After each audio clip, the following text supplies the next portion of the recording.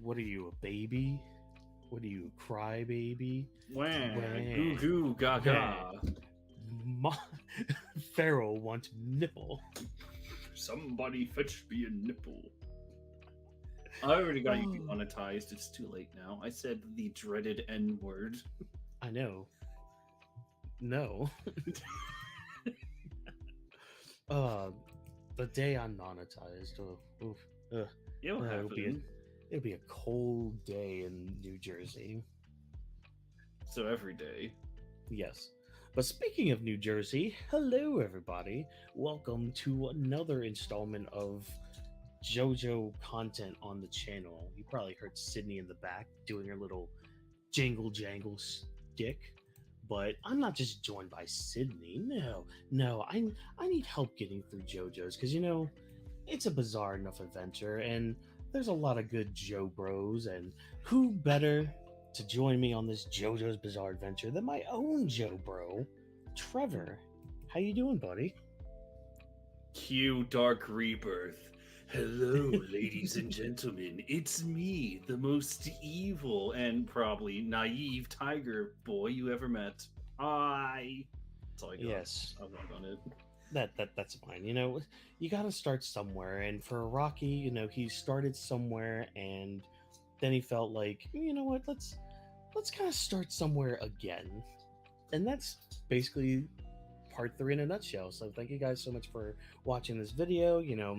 Be sure to check out Trevor's content on his channel. The description might have it in there, it might not, whatever. There, one day, much like Iraqi, I'll emerge from whatever rabbit hole, literal in this case, whatever rabbit hole I started. Well, oh my god, I'm approaching 2 years since I started working on this goddamn project.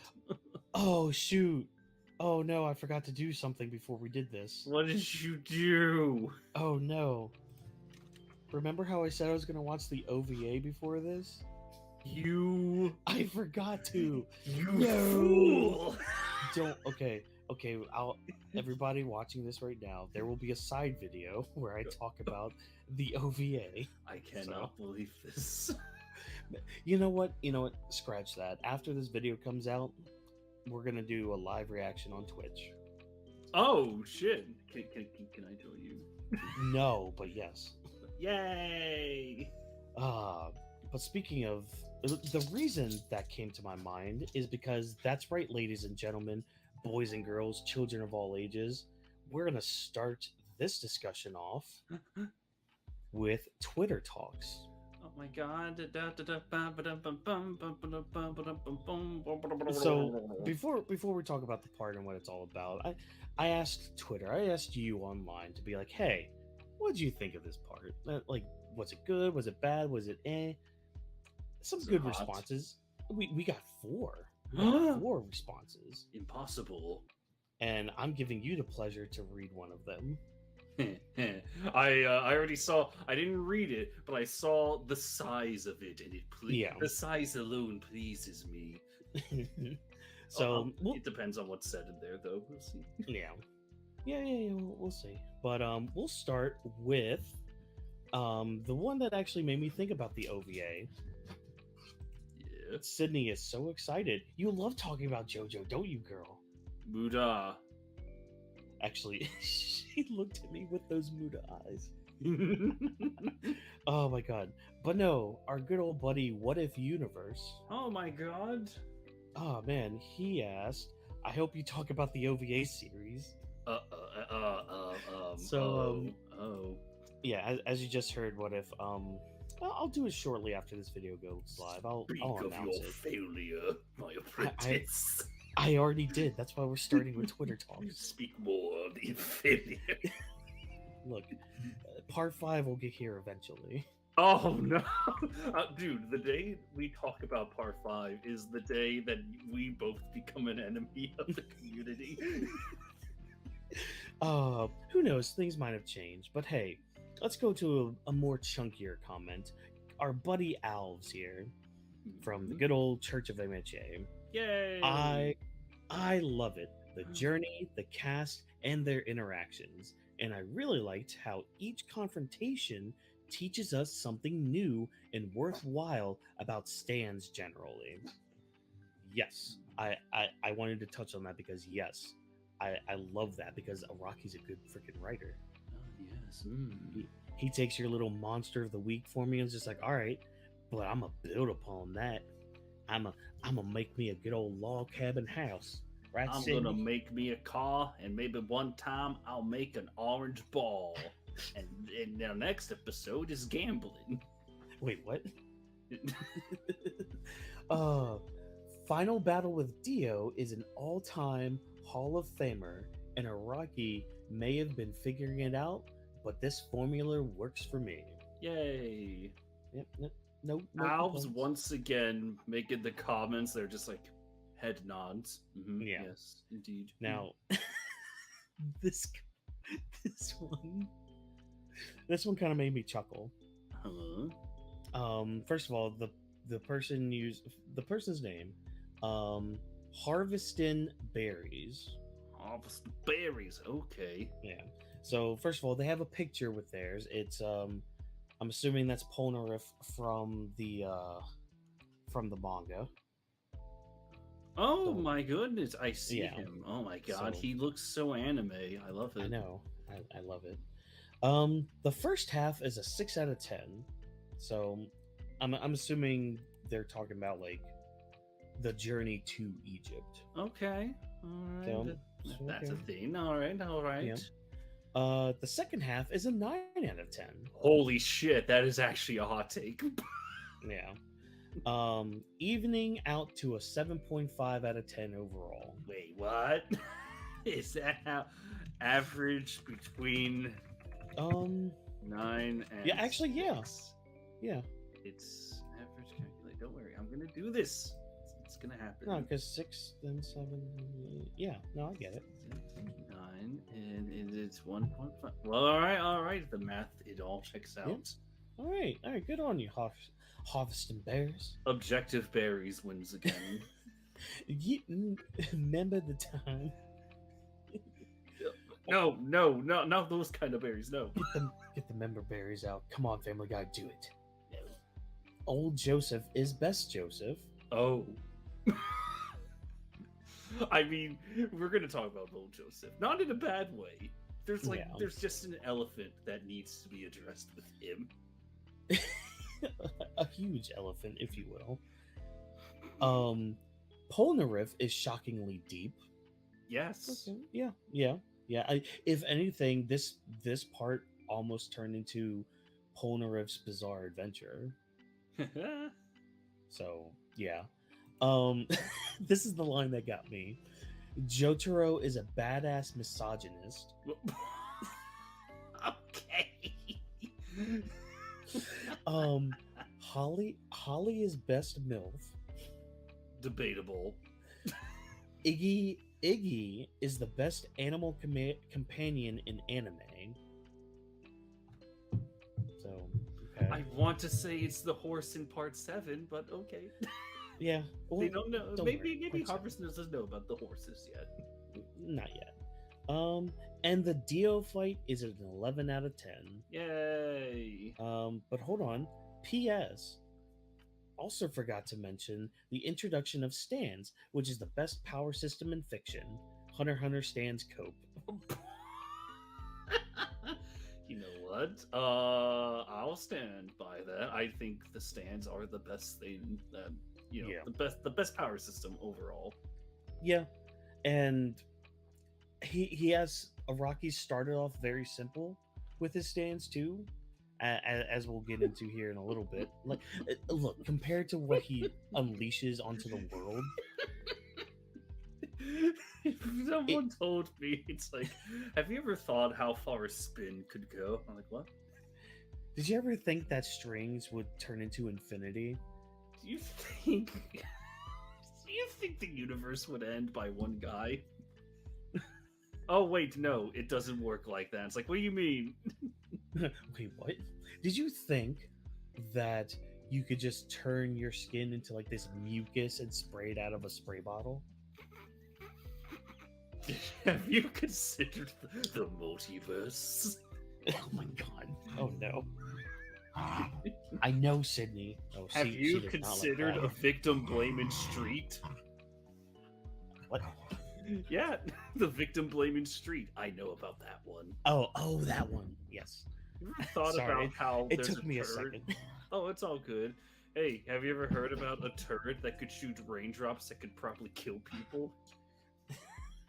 Have you ever heard of muscle stretching? That sounds too ridiculous. Get a hold of I know. yourself. How dare I? Have you ever heard of a stand that just comes out fencing? Now we're getting somewhere. Have you ever heard of purple vines that you have to break a camera to see something that you want? That sounds really useless, said the And then out of fans. nowhere, it makes you become Spider-Man? No, that sounds too silly. We'll address that. Look, at least he used Hamon. But again, we'll address that. We will get there. I actually have the book of the Dio fight right next to me. Good, as you should. Wait. But that's all of that comment. Yay. So Trevor, as I'll let you read this one because I read it earlier. Oh, okay. But I'll let you read it. Right. Our good friend Alti is next, and he's gonna round out our Twitter talks segment. Oh my goodness, it's this giant chonker. Let me actually click on the tweet. Oh man, I feel like I'm about to get popped here. Here we go. This one is gonna. Wait, I need a good OT voice. Oh my God. This one is going to be a bit longer than the others, because I have quite a bit to say about Part 3. I do really like Part 3, but... Oh no. But over the years, it's definitely found itself sinking lower in my rankings. Okay, after Part 6's anime aired, Part 3 now sits as the second weakest part of JoJo for me. That's a nuclear take for community. That's the one that got me. I'm like, oh no, sir. I'll admit, it's like bottom 3 favorite parts for me. Yeah, but yeah. I ain't gonna call it the second weakest. No. I'm also the person that says that, hey, part 1's not my favorite, but it's pretty fucking strong. Exactly, but well, we'll address all these criticisms. Oh boy, in a little bit. I feel that because Part 3 had to soft reboot the series with the introduction of stands. Is that considered a soft reboot? No, it's not. Don't think so. That's not until the Part Wild 7. West. Yeah. The series once again has to go through season 1 growing pains again. Wait, what? If you know what I mean, it's when a series has to build up your trust and establish itself before it can really start doing crazy or complex storylines, like how you need an East Blue before you get to Alabasta. Wait, what? What was that sentence? I think he's trying to say like, okay, it's to defend the soft reboot comment, to be like, okay, well, Araki basically put himself back at 1, like level 1, and now he has to like earn his level and earn his trust with the audience. It's weird because Like, he practically yeah. perfects the formula by like episode 6, 5. As soon as he gets the crew together and he starts showing the different stands. It's like the whole investment is, hey kids, that crazy wacky vampire's back and he assembled an army just to kill you. Yeah, because like you have this little mini arc with like those bugs that they have on their foreheads, and that's basically what the first like 5 episodes are. Yeah, just the terror of Dio's flesh. And not only just that, but like the sheer charisma this man has to get well, I guess it's not hard to get a Frenchman on your side, but they're easy to submit. Don't worry. Oh, God. I'm shooting from the hip. Pew pew. Oh my God. Just like von Stroheim. So proud of you. Oh, good. Oh yeah. It's not as Um, bad, since it still has the legs of the first two parts to stand on, but nonetheless, it's quite noticeable in comparison to the other parts in the stand era. Oh boy. Despite that, part 3 still has plenty of greatness in it. From the introduction of one of the power B. I can do this. I can do this. From the introduction of one of the best power systems in function to some really creative looking at you, Darby one, and straight up the best fight in the series, Jotaro versus Dio. Yay! huzzah. Especially given as one of my favorite characters in all of anime, Polnareff. Ah, yes, I too am a fan of that turtle. Well, I have my problems with. Well, I You know have. what? Yeah, You yeah. know what? Polnareff coming back in part 5 made it so much better. Oh yeah, no, absolutely. Oh my god. He just rolls up literally at the Coliseum. And wait, you have to think, wait, is the Coliseum handicap accessible? Kind of.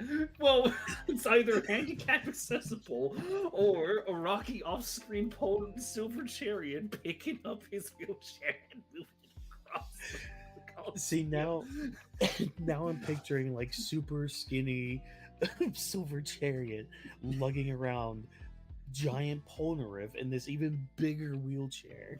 Dude, part 5 ends and it's like Silver Chariot comes out and he looks at the turtle. I'm like, you're so much lighter. Thank you, master. wait, what if Silver Chariot's a turtle now? It needs to be... Oh, all right, so Silver Chariot, when it forms, if it's going to reflect Polnareff, it needs to have the body structure of a Ninja Turtle. I was just gonna be like, yeah, make him Leonardo. There we go. Yes, good. With the reach of Donatello. Hmm. Honestly, Polnareff would fit as a Donatello character since Yeah, it seems ineffective, but he's pretty smart. yeah, you got, and I mean, we'll talk about it when we talk more about Polnareff. But man needs to just believe in himself more. There's also a side joke about how every time a character is focused on in JoJo, they become like this, like they have a master's education all of a sudden. It's like, I know about this. I can tell you its exact history. Yeah, I mean, Polnareff knew about the spinning, the cycle. He knew Trevor. Yes, he did. Hmm. Let's see. Ah, yes. Well, I have my problems with how the story handles most of the Stardust Crusade. Most of. Death awaits you. Oh my god. I do have a soft spot for it. Actually, you lost the privilege of me giving you the finest accent of all time. Oh my god. No, you say that, you lose the German access. I'm sorry. I've got plenty of other things to say about this part. Don't even get me started on Avdo and Kakyoin's death. Why would you facepalm Kakyoin's death? Why would you do that? Oh no. Yeah. Oh, oh dear. It's one thing to mention Avdol. Deserved. Fine. Yeah, that's fine. That's a criticism I have too. But come on, what did Kakyoin ever do to you? Oh, he died. Apparently. Wow. He get punched over to the water tower. Oti's like, come on, get up, do something. Man, I read that statement and I thought back to when I watched that episode where he dies. And like we get the backstory. I'm like, oh my god, like I almost shed a tear with that. Yeah, no, I was like, wow. I don't remember it being that powerful the first time I watched it. It's one of those deaths where it's like Ned Stark from Game of Thrones, where it all fits. Everything is in character. The cause and effect of storytelling is at its fucking strongest. And it's like you could see this man do everything, but what did he fail to see? Something he couldn't see. The fact that, hey, this demon, this vampire, he can stop time, and he dies for it. Yeah, it's strong. Yeah, because like he died to give them that information. He's lucky that Joseph is smart enough to be like, huh, why did he shoot the clock tower? Why did he shoot the clock? Time. Time. Oh shit. Dio can stop time. He shot the time monkey. Oh my god. What a deep to anyone in the comments that understands the time monkey, please comment away. I want to see if you know this. Let us know. Tell me what the time monkey is from, and I will award you one GIF. Only one. Only one. But it will be a mighty fine GIF. Yes. Based on Twisted from Team Star Kid. The smooth peanut butter. What? That's what he's talking about. What? Yeah, GIF. The smooth peanut butter. Oh, you mean GIF. Oh my god, for fuck. Well, not my favorite part. Oh, wait, no. But to save you guys the time, I'll say end it here. Well, not my favorite part, Stardust Crusaders still has some of the most iconic moments in all of the series, and it's not surprising that it's usually the part everyone thinks of when they think JoJo. I give it a 7 out of 10. It sounded like you gave it a 5, but okay. Yeah, sure.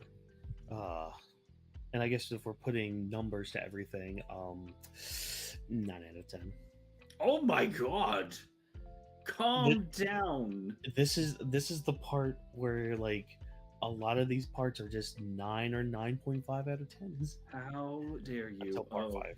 Well, I guess. But hey, then part 6 comes around. My number is. Here comes the 2, everyone.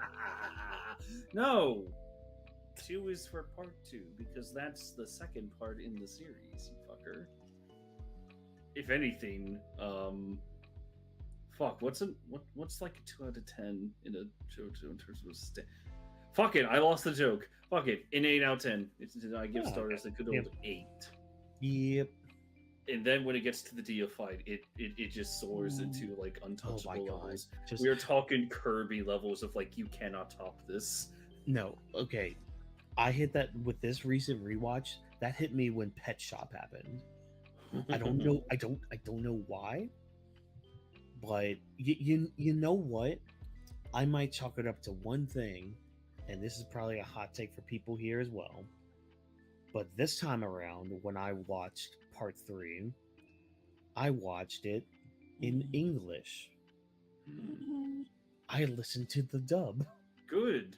I will forever, glorify the dub. No one can stop me. It's not bad. I mean, yeah, you missed the English from Joseph, which I'm not gonna lie, I did rewatch those scenes in Japanese. Because, I mean, come on. Holy shit. Son of a beach! Oh, yeah, no. Oh, no. Oh my god. Yes. Don't worry. We'll hit all the memes. So that's done with Twitter. Okay. So let's talk about this part. So rough synopsis. Hey Trevor, remember at the end of Sydney, I am talking about part 3. I know you love the part. I know you love the part, but yes, calm your tits. You bitch. Okay? Yeah, bitch.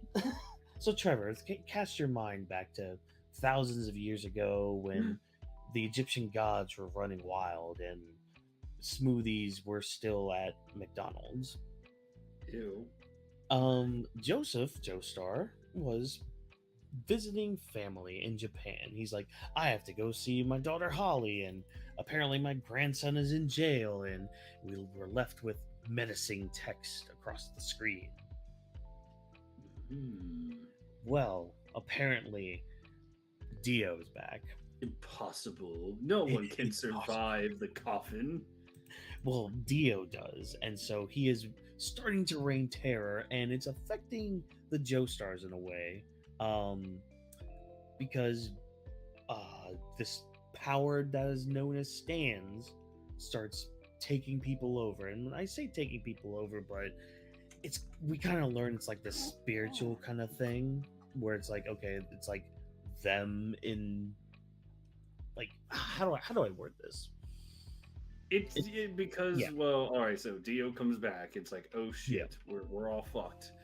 Then it turns out, because of the bond that the Joestars had, this whole generation theme that Araki's going for, the Joestars are all connected to each other. Um, Turns out you add vampire blood to this shit.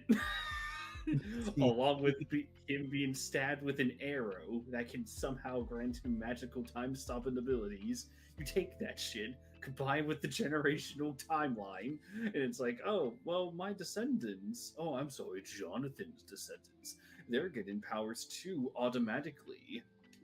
Now Well, wait, hold on there, Trevor. What do you mean by Jonathan's descendants? Wait, hold on. I thought Dio was just a head last we saw him. What? How oh, how is he up and about walking for a few years before all this happens? Like how is he able to oh, do that? well, you see, when Arena left her hubby so that her hubby could explode, turns out that motherfucker, this motherfucker, when the camera was off him, he realized, wait a second, I still have eye lasers. I can still wiggle a bit. Let me just wiggle at a perfect angle. Boom, his head's off. Oh yeah, I still have those little neck tendrils. Excellent. I have a body, but oh shit, I'm about to be burst into flames again. This is like the third time now it's happened to me. I have an idea. I'm going to use my actual escape plan. Go, second coffin. And then he escapes. And then it's like, ah, yes, now to reemerge. Man, this water feels really heavy. Right. Guess I'll wait here for 100 years. Maybe it's one. I'm sure Wan Chen will help. Oh, he's dead. Yep. Um.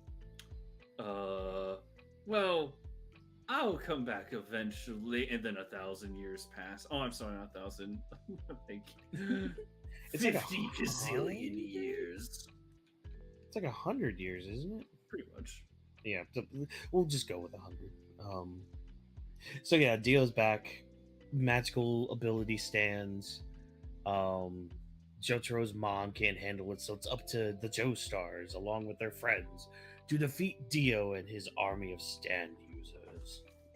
Oh no. So, how we're gonna structure this real quick, so everybody in the audience knows, we're just gonna kind of go through each episode, kind of. Some episodes might just be, or like stand battles, I guess, is also what we're getting at. So some of them might take, maybe 2 seconds to talk about. Like I don't know, do we have a lot to say about Dark Blue Moon? Yes. Compare that to something like the Emperor and the Hanged Man. Yes. Like that, those are gonna need, we'll probably talk a little more about those. But let's start off with our main boy, our main man. Or maybe, you know what, let's save Star Platinum for later. Ah. Let's save it for later. Just know that Star Platinum is very fast, very precise. Has foreshadowing everyone. Yes. Everything to do with Star Platinum is foreshadowing. That basic stand for Jotaro. Joseph has a stand known as Hermit Purple.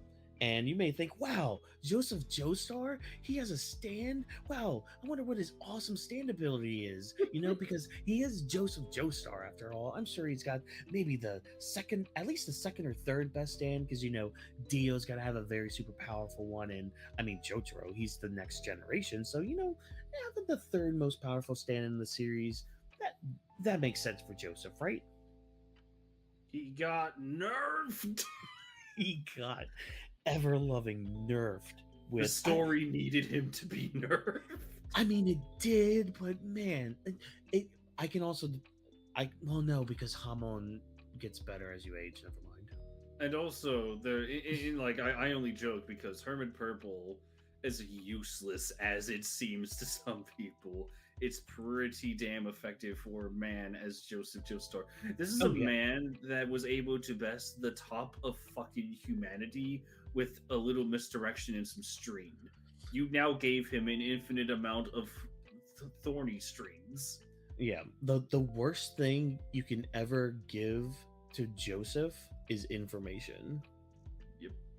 And his stand gives him that because he can like either break an old camera or like use a TV and basically see whatever he needs to see. So like we see that's how he discovers the whole Dio thing, because he like breaks a camera to figure out like what's going on.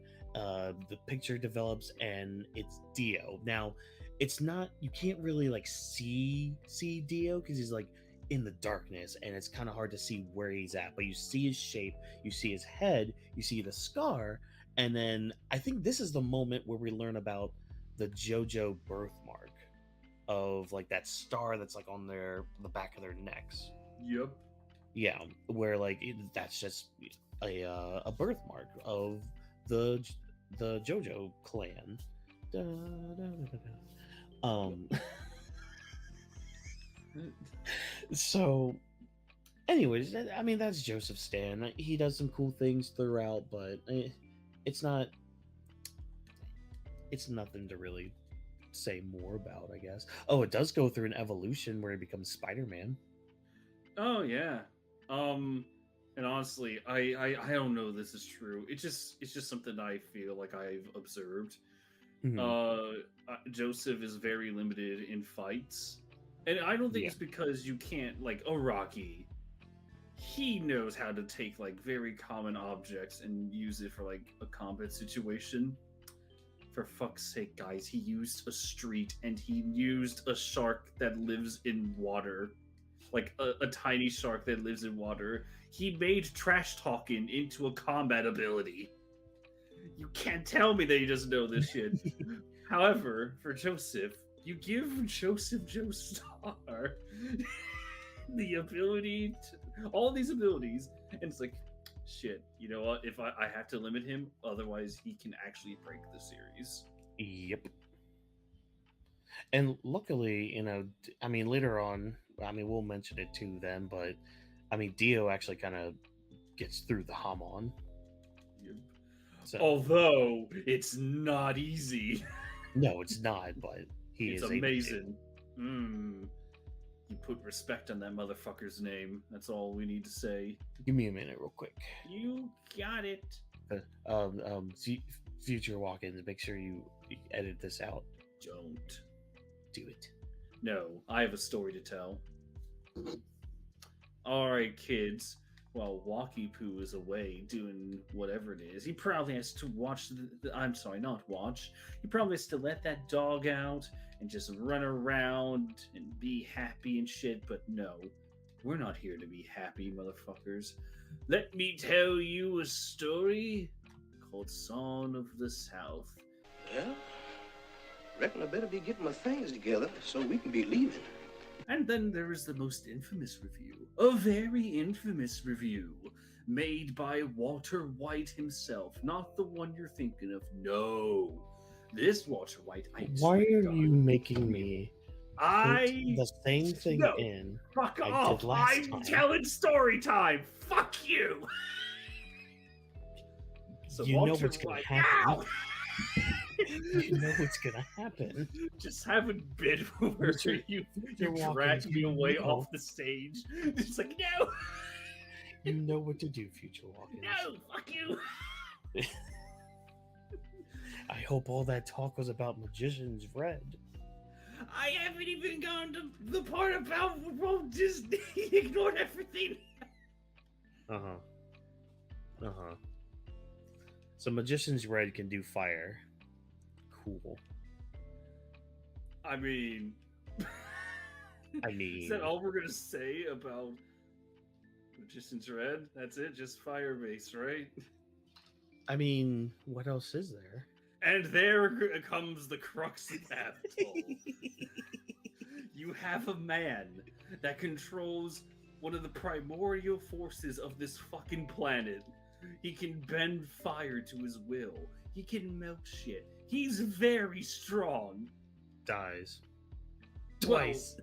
I was about to say, unlike Joseph, where it's like very intentionally underutilized, he just gets like horribly treated. Yeah, it's because that's the thing. You have a fire user on your team. And his Why one aren't you best using the fire user on your team? his one best fight was in the episode 3. It hurts. Oh my god. Not even that. Ugh.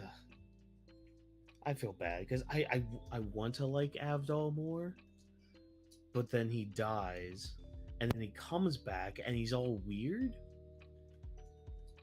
and then they don't really do too much after that with that whole concept. Yeah, it's well, it's like they faked his injury. It's like, okay, but why didn't Okay. you guys tell me about it? And what was the reasoning again for not telling Pulner that Avdol was like alive? I think it was either he was because he's an idiot, or he would be the one that the stand users would target to make them talk. Oh, okay. I forgot. Yeah, that's only assumption. So, but yeah, Hierophant Green and Kakyoin. Insert meme. Good job on the meme. Wait, which one of Kakyoin? I was gonna do the Emerald Splash since you mentioned the stando. No one can dodge the Emerald Splash. It's this is Kakyoin is a good case where he starts off as a villain, gets punched through a hospital. I'm sorry, not a hospital. Gets punched through a nurse's office. Should technically be dead given the impact, but it's fine. Yeah. Gets freed. He was mind controlled. And then from there on out, you get to see his true colors, and he's just a nice boy. Yeah. Also voiced by Aizen, so Good. that was good. The Gohan fans eat tonight. Yeah.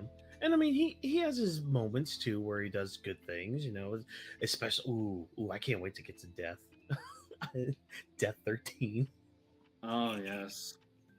Holy crap. Oh wait, what was it? Crap baskets. Wait, you remember that, right? I did remember that. Okay, good. Okay, good. Crap baskets. Oh, crap baskets. Oh my god. Yeah, I mean, Kakyoin's a good boy. He's a good, loyal. I'm purposefully not talking about his character until his death. Yeah.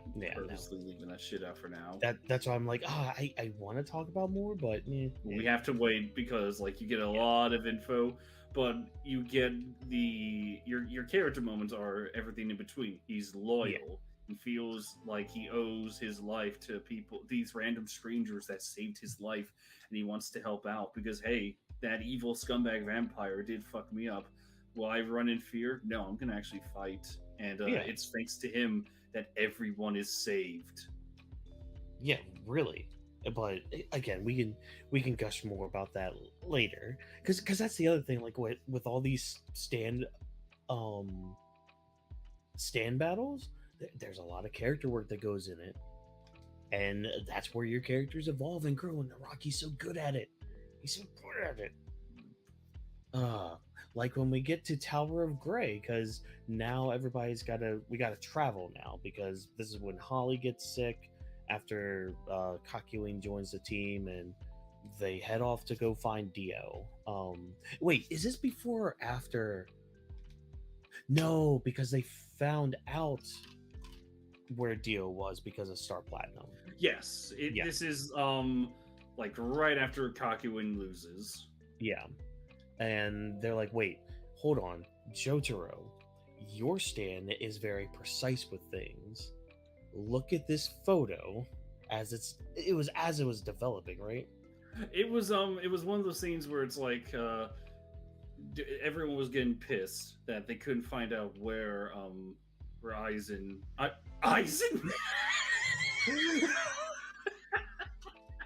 no. Then no one could tell where Dio was. And so Dio's like, wait a sec, Star Platinum is very precise, right? Maybe it sees something that no one else can. And then it's like, wait, it found something, and then a fly is there. It's like, oh shit. And it's a fly that you can only find in Egypt. And they're like, okay, well, he's in Egypt. What now? Did they specify Cairo, or was that something they figured out later on? Ah, shit! Memory is failing me. Yes, there. I think it was. Wait, if memory, okay, maybe I could be wrong because it has been a while. I know I didn't do my. I'm still doing part 1 with Becky and part 2 with Becky right now. Okay. Oh yeah, true. I have priorities. Maybe. Oh wait, maybe it was the picture of his house. Yes, And I think that's what it was. And when they were asking around in Egypt, they were like, "Yeah, it's in Cairo." That's what it was. Okay. And sorry, the house in that amazing shot. Yes. Like, yay. Yep. Okay. Yes. All right. Good. Moving on from that tangent. So yeah, they have to travel, to help save Holly because she's not strong enough to hold a stand. She starts developing one, and whammin's gonna whammin. I need to mention this. It's one of the funniest the Wooly versus bit he did, where he gives off a full list where he says in this tone, stands that have more willpower than Holly Kujo, a street, a rat, a predator. It's just this fucking an inanimate object, a sword. Exactly. Oh my god! And his friend, who doesn't really know that much about JoJo, he's just cracking up. It's like, what? It's so good. I urge everyone to look up Wooly and Pat, I believe, do Eyes of Heaven. It is fucking hilarious. God, I still need to beat that game. It's great. One day, I know about the Heaven Stand. I know about that. I wanted canon. I'm telling you, I wanted canon too, just so I can have the ending be canon, and all my favorite boys and girls can live again. And so, I think so. One thing I really like about like this early section of the story, at least until they get to like, I think it's India. Yeah, they spend a lot of time in India, so they can't travel at all because they got attacked on a plane, they got attacked on a boat, they got attacked in a car. Yeah, everywhere they go, they are a walking target, and it makes sense because, hey, that same bond that Joseph uses to track down Dio, it works the other way around, bitch. Yep. Dio can sense where they're at too. Exactly, and I love that. I love that concept too of that because it's just like, yeah, they both know that they're like getting closer, but like the closer our Joe Bros get, the more fierce Dio becomes. But we start with our first actual enemy stand, Tower of Grey. Also, I think we should mention now that the names of these stands are all based on tarot cards, which means we won't get hit with copyright. Woohoo! Huzzah! It's not until part 4. Yay! Hey. God, the things we have to say about that fucking part. Oh God, I sent you this DM, and I'll say it here again. Horrible thing you have to say about part 4. The worst part is that it ended, and I wanted more. Oh well, yeah, yeah. But no, that part 4 is the thing I've been looking forward to the most. Good, as you should. Part 4 is like my second favorite. I know it is. But yeah, I mean, Tower of Grey is a cool stand. Indeed, dog. Indeed, Sydney. It's this like it's too fast for even Star Platinum, which seems impossible nowadays, but it's all right.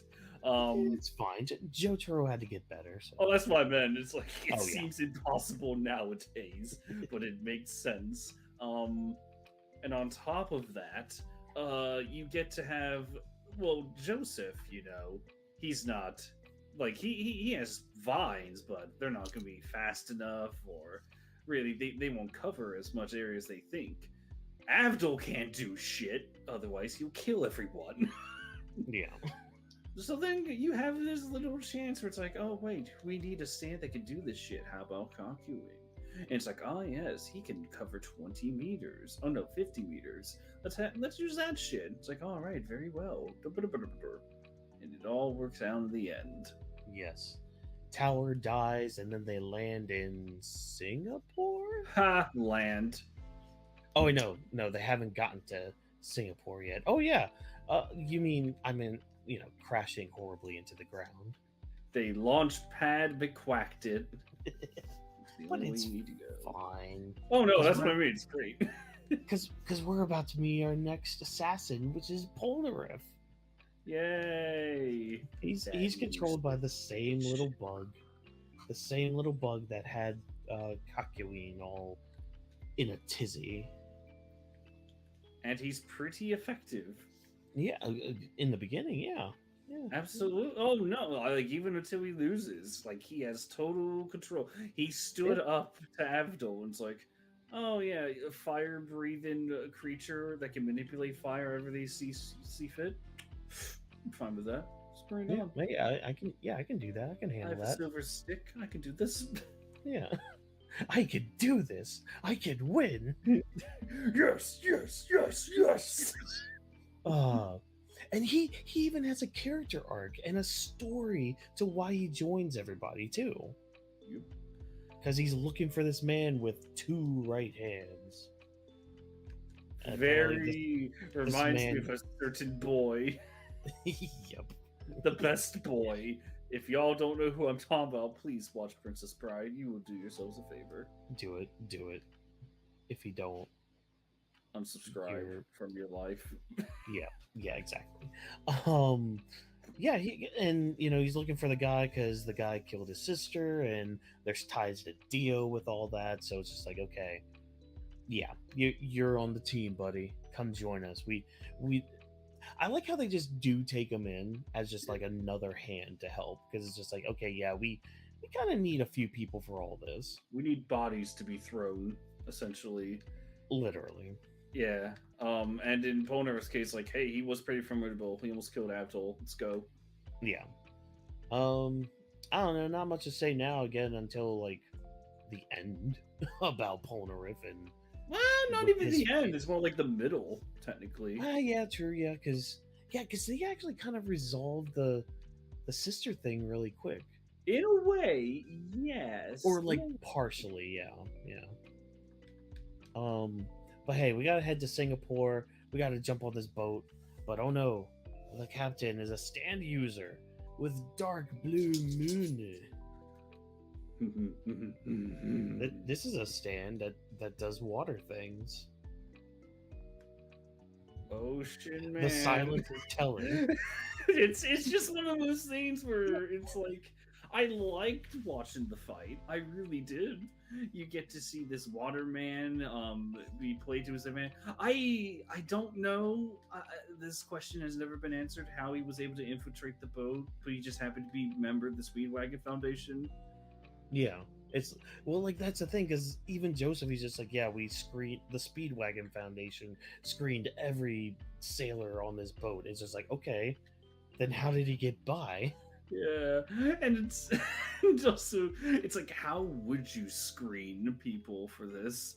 So have you worked for any vampires recently? Yes. I mean, yeah. No, I haven't. It's all fine. It's like, all right, sir, have you developed any stands? I'm standing right now. Is that what you mean? Oh, no, we mean like, can your soul manifest like a being? No. Okay, last question. Do you hear this sound effect as you try to sleep?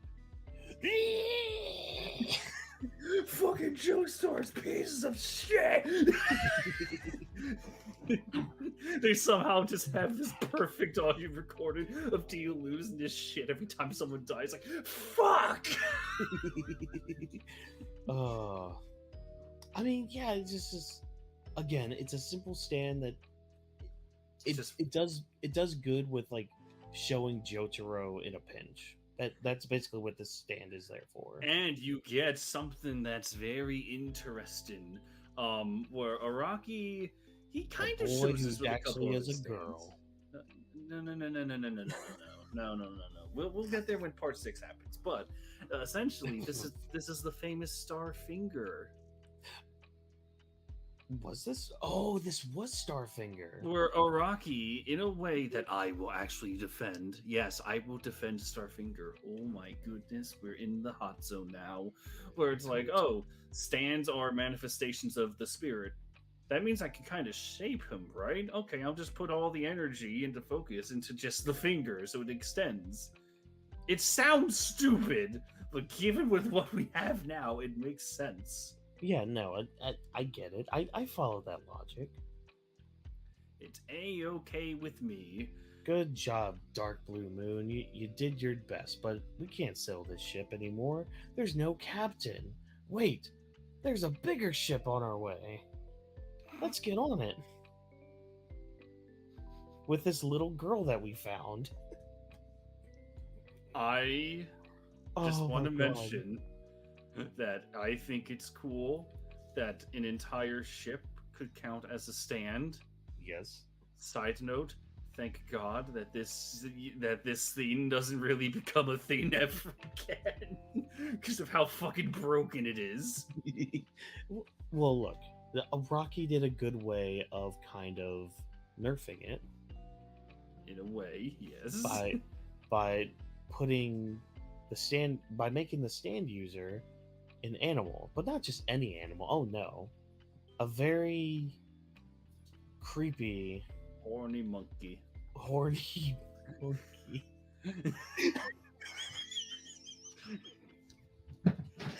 You think we're joking, but this little girl that we picked up decides, oh, we're on this creepy ship, I'm gonna take a shower. This pedo gorilla is just like he just shows up. He shows up. It's like, hey, I'm part of this thing too. I'm part of this ship, and everyone's like, part of the crew. Yeah, that's exactly. Everyone thinks it's weird that hey, there's a gorilla, but then it's like he's the stand user. He puts on the little captain's jacket and everything. I love that part where he just puts on his little hat.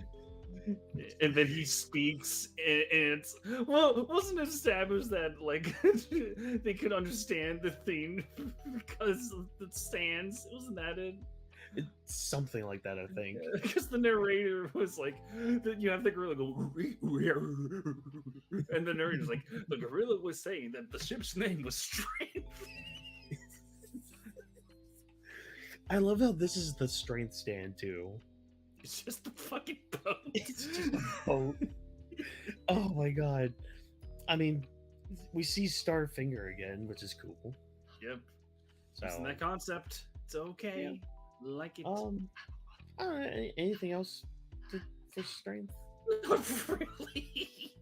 Yeah, no. It's Moving hard to on. Talk about strength. Well, here, how about we talk about Devil? Because we're here in Singapore. And our good old Joe bros, they need to take a little rest. So Joseph, with all his infinite money, thank God, he has infinite money. Fucking Joseph. Anyways, so Polnareff gets his own room because ew women, and ew old men, and ew teenagers. Which, don't forget, everybody, Jotaro Kakyoin are teenagers. They're like 15 or 16. They're like 10 feet tall.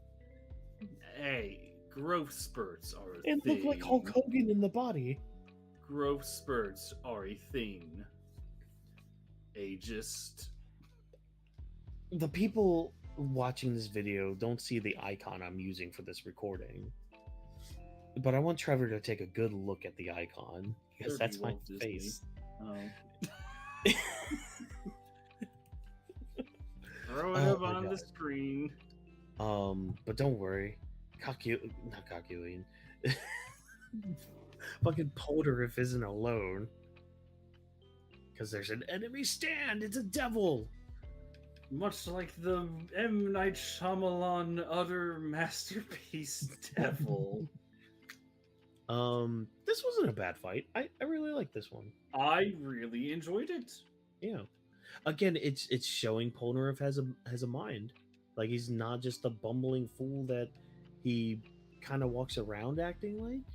It's I forget the exact name of this trick, but it's like it's the trick you use where you misdirect your enemy into position they want to be in, but it's really a position that you want them to be in. You see this a lot in JoJo.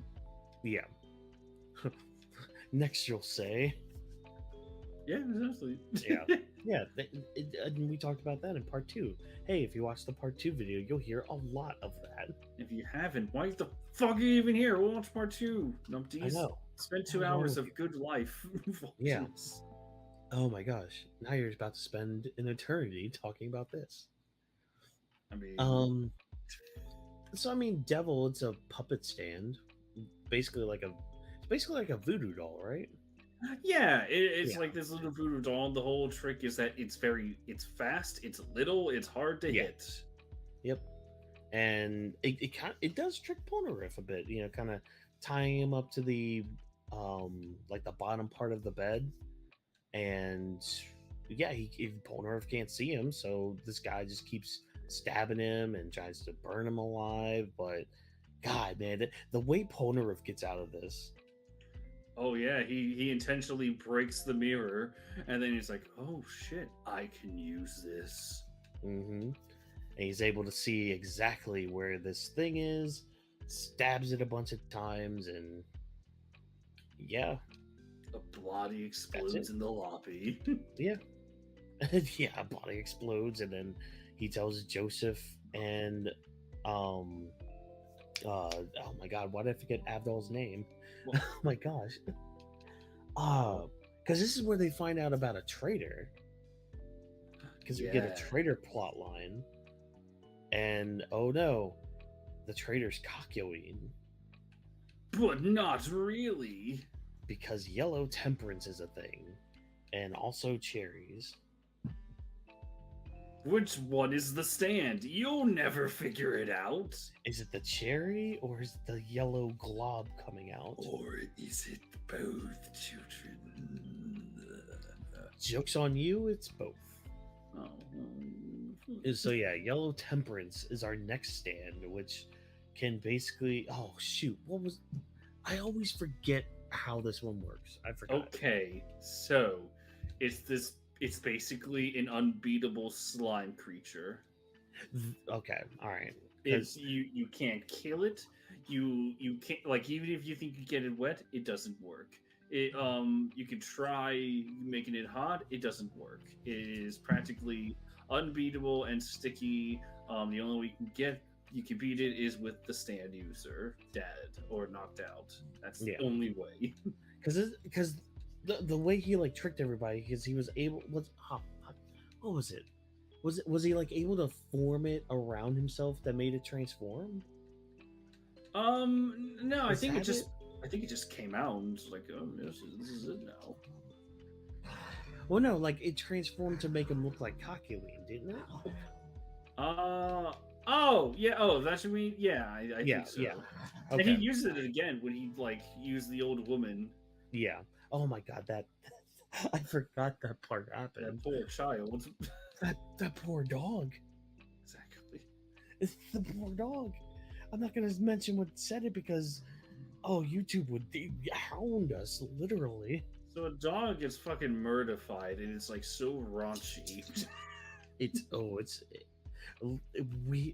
The anime has censors. Boo. Yeah, some of it's just like, why? Like when Jotaro's smoking. It's like I get it, Better but than a lollipop. I'd take a lollipop if I'm being honest. At least I would still have the illusion. I mean, like Jotaro's like victory over this guy. I do too. We haven't even mentioned it. How dare we? We What? didn't say it. What? Jotaro uses the ultimate technique. Running away? Exactly. Yep. He fought to run away. Again, he's a Joestar through and through. Beautiful. Yeah. I mean, not oh wait, isn't this this is where they get the information about Hanged Man, isn't it? Yes, I believe so. Yeah, because old Temperance like kind of talks about because Jotaro like interrogates him about the other assassins, because again, we're based off the tarot cards, so there's only like a few more. So who are they and what are their powers? And I think he's able to get the Hanged Man because of the connection to Polnareff.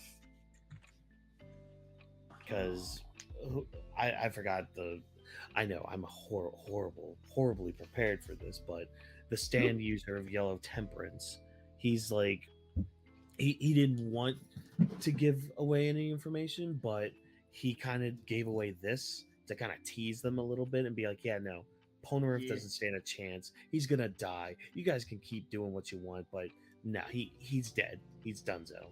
And then Polnareff doesn't die, and it's like, oh, well, shit, I feel silly now. Well, Yellow Temperance can go burn, so. But speaking of which, it's funny that we get that set up, because next is a twofer.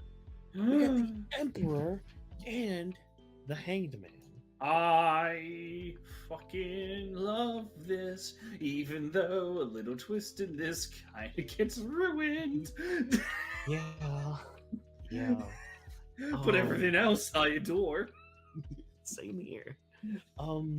So the Emperor is the stand of the user Whole Horse, who, God, I love Whole Horse.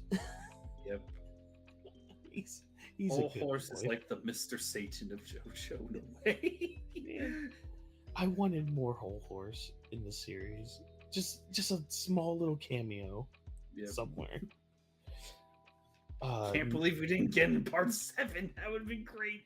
Oh, we did. It was Mountain Tim. Well, I meant like actual Whole Horse. Oh, well, yeah. He survived. Oh my God. Oh no, I'm sorry, not survived. He's somehow crossed over. Oh my God, he found Funny Valentine and just spun with him until he got to the universe again. You remind me of a certain cowboy I know. Tell me, what are your opinions on rope? It's like, do vampires count? Close enough. So yeah, the Emperor is basically just a gun that doesn't miss. Yeah, it's like he can control the directions and all that stuff. Yeah, so it's again a simple stand, but pretty effective for him. And he actually kind of works side by side with the Hanged Man, which this stand. This man and user. So this is the two right-handed man that Polnareff is after. And you see him, like, he knows who he is. Like, he doesn't forget Polnareff. He knows who Polnareff is. He decides to target him first off, foremost. Basically, he showed up in the bathroom, and he's using Polnareff's rage and thirst for revenge against him. Leads him away from everyone, especially Avdol. Yeah, who tries to act like a mentor towards Polnareff. You see a little bit of the sprinklings here and there in like these first 10 episodes with him, but you see it a lot when Avdol comes back. Oh yeah, like he's trying to, he's like the group, kind of like the group Brock's. I can't even say Brock Sampson. How about Sergeant Hatred? Sergeant Hatred kind of works for this. You know what? Yeah.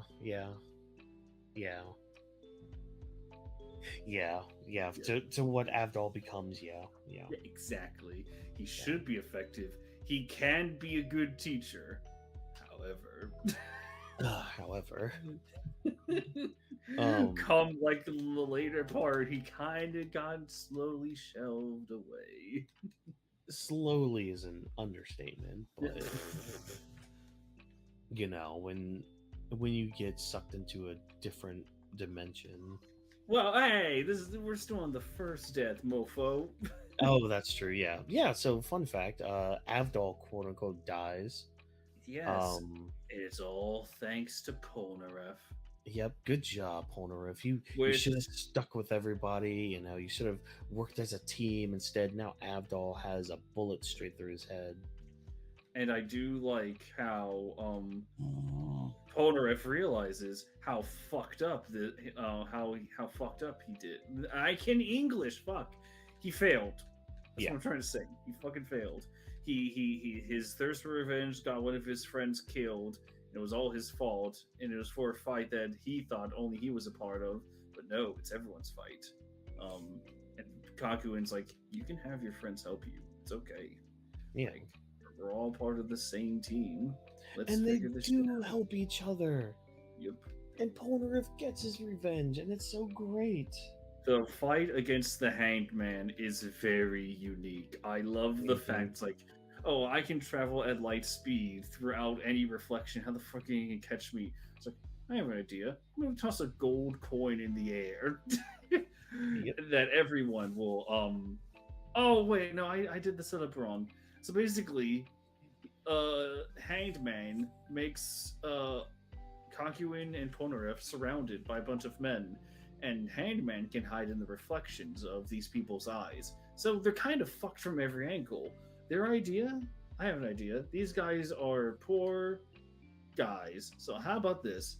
I'm gonna take like a coin, toss it into the air, and everyone's gonna look up. As soon as they do, that's the chance to strike. Because now that path can only go in one direction. Yep.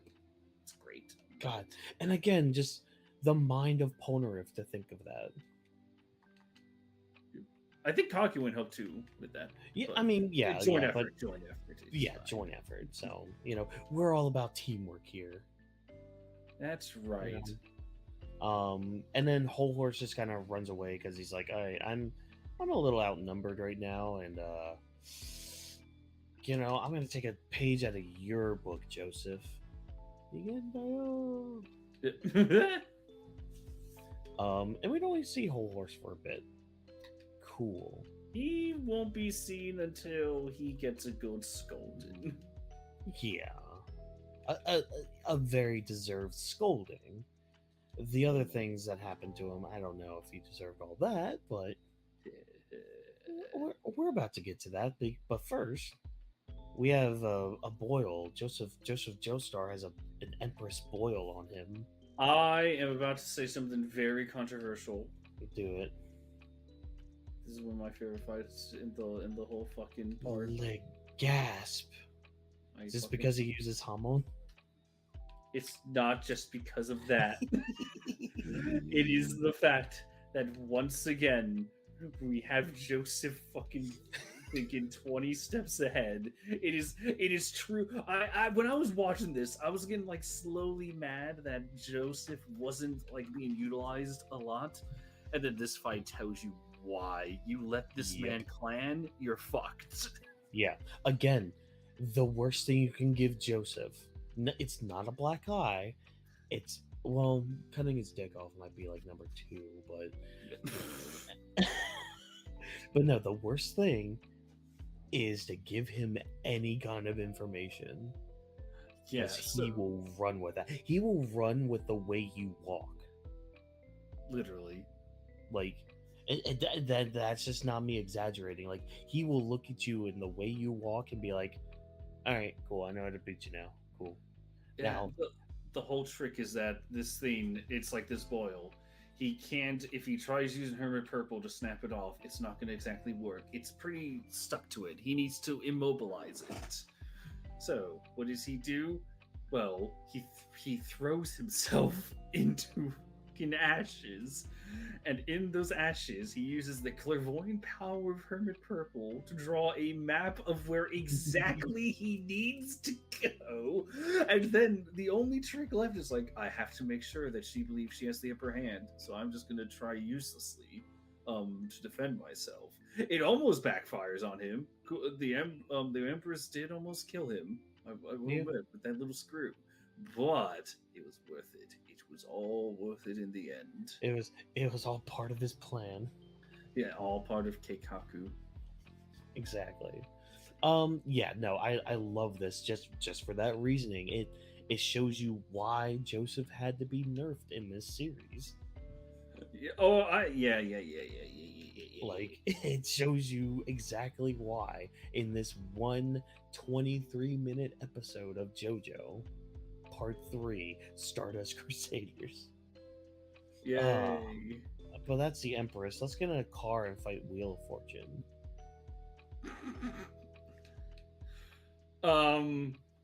So, I mean, I've been waiting since part 1 to reveal this little bit of information.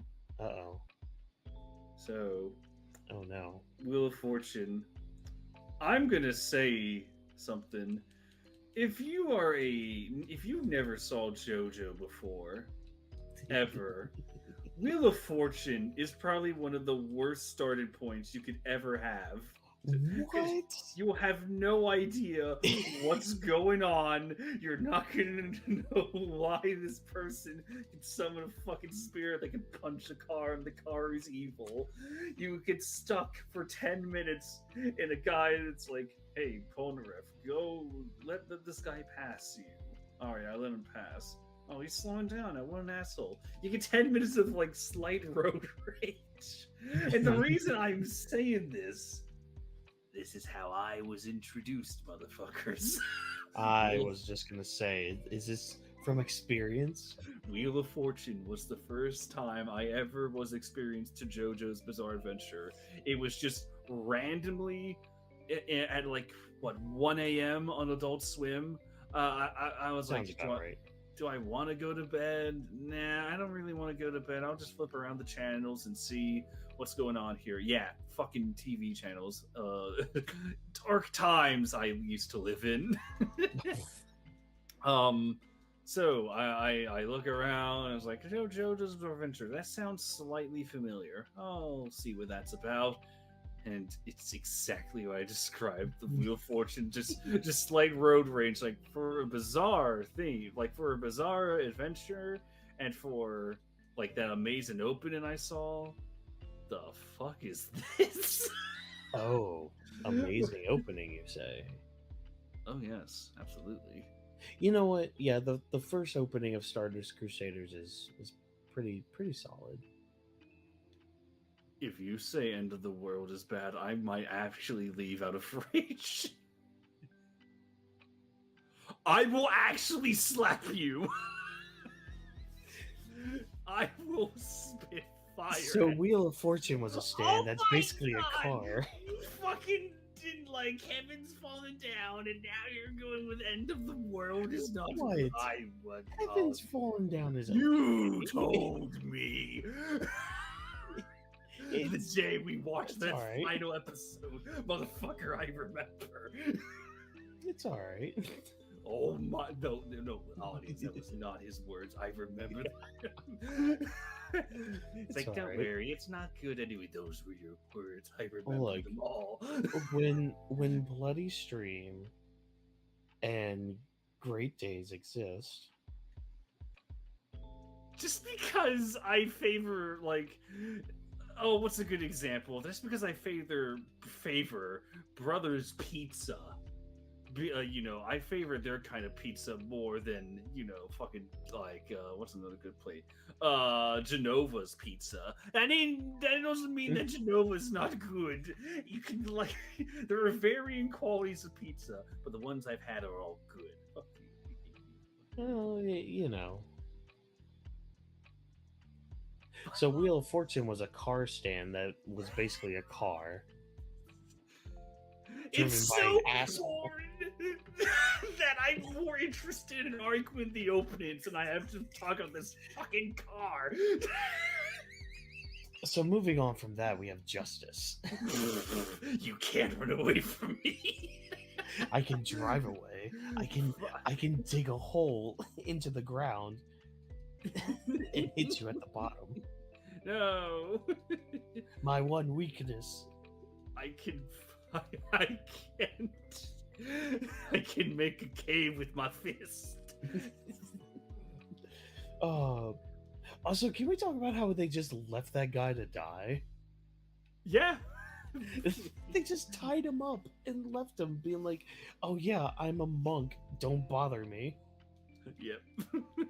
I'm in deep meditation." When you cut people off, you're kind of asking for it. Yeah. When you're an asshole on the road, man, you can't. I can't tell you how many times driving to work, I think of just doing what they did to that man to the people that drive on the roads on my way to work. But speaking of revenge, so justice. So this is a stand held by an old woman named something I always forget. What's her name? Inyaba, Enyaba. voiced by Enyaba. Rita Repulsa herself. Yes. God. So we've seen this lady pop up a few times. She has been helping Dio a bit, being like, "Hey, this is what stands are. You have the most powerful stand. I have a bunch of people that'll help you." Like she's basically Dio's right hand man. Yep, she's the ultimate simp. Which is funny because she has two right hands. Now wait a minute, two right hands. Is she related to Hanged Man? Nah, it's just a coincidence. No. Yeah, just a coincidence that Who some would ever love child.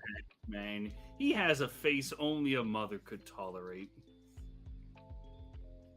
Well, it's funny you say that because this is his mommy. Impossible. Impossible. Her stand, Justice, is kind of powerful. It can be very broken. Like, point. yeah. Basically, she could control fog, and it could make you hallucinate and make you think, "Oh no, this dead person's alive, but they're actually dead." Like this dog. Why are there so many dead dogs in JoJo? I don't understand. Because we Why, kill the dead Rocky? cats. Rocky, what did dogs ever do to you? They were born. Well, I guess. So yeah, Yamama is here to get revenge on her dear sweet boy because Polnareff killed him. She'll kill Polnareff. I'll kill you, Polnareff, for what you did to my boy.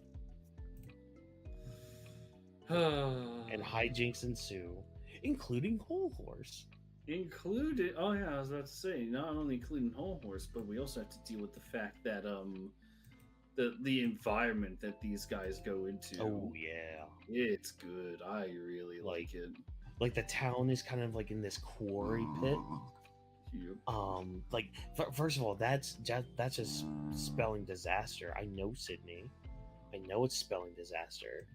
And just like all the images that they see like going down, like that dead dog thing. They find some guy dead on the road.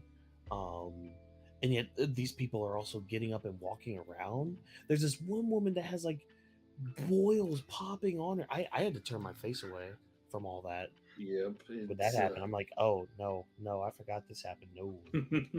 And no.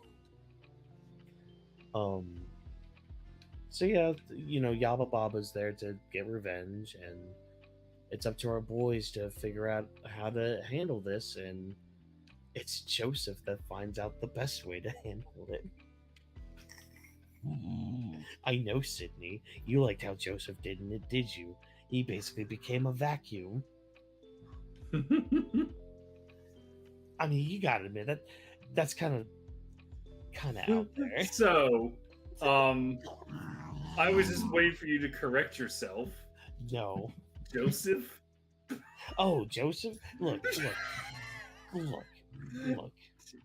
Joseph is the GOAT. Okay? True. I meant Jotaro. That Jotaro. Sorry, people. I'm sorry that Joseph is the standard. I'm sorry that he is the pinnacle. I'm sorry that he is the best JoJo. As you should. You should feel bad. But yeah, it was always funny that fucking the one the way to beat her was all about. It's like, what are you gonna do? I'm gonna suck her. I'm gonna suck you dry, Granny. What? Wait, what? Hoorah! Yeah, she. Oh no, she doesn't die. That's right. No, not at first. She is taken prisoner. Yeah, because they're like, oh, well, you know Dio. You've been working with Dio. You're his right hand man, literally. Oh, and Whole Horse escaped, so he's fine. It's fine. He's fine. But the next town she dies. Oh boy. Oh, and here we are. Boy. We're here at the Lovers. The catharsis that is about to ensue. This. See, I'm torn because part of me wants to give this fight, the oh shit, what was I calling it?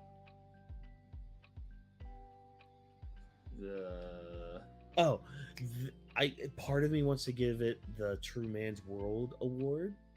Really? Part of me does. Only because of the stuff with Jotaro and the stand user. Ah, I see. Because the way the catharsis builds up in this fight, the way it just constantly builds and builds, you're just waiting for that moment, just anticipating the sheer second that Jotaro can look at this guy and be like, I'm gonna punch you hard, and I'm gonna do it not once, not twice, but thousands of times. Yeah, I'll make like a 3-page aura fest. Exactly. And like so part of me wants to. It's up there because of that. But I think there's another fight later on that definitely gets it. I can't wait to hear what it is. But that's at least where I put that. And it's also kind of cool because you have like Kakyoin and Polnareff. Again, it's what we learned with Star Platinum earlier with the moon. With okay, maybe we can shrink our stands to go inside Joseph and get this stand out of there. Because fun fact, the Lover's stand, like they say in the series, is the weakest stand, but it's the most dangerous. Yep. I was just I love that callback.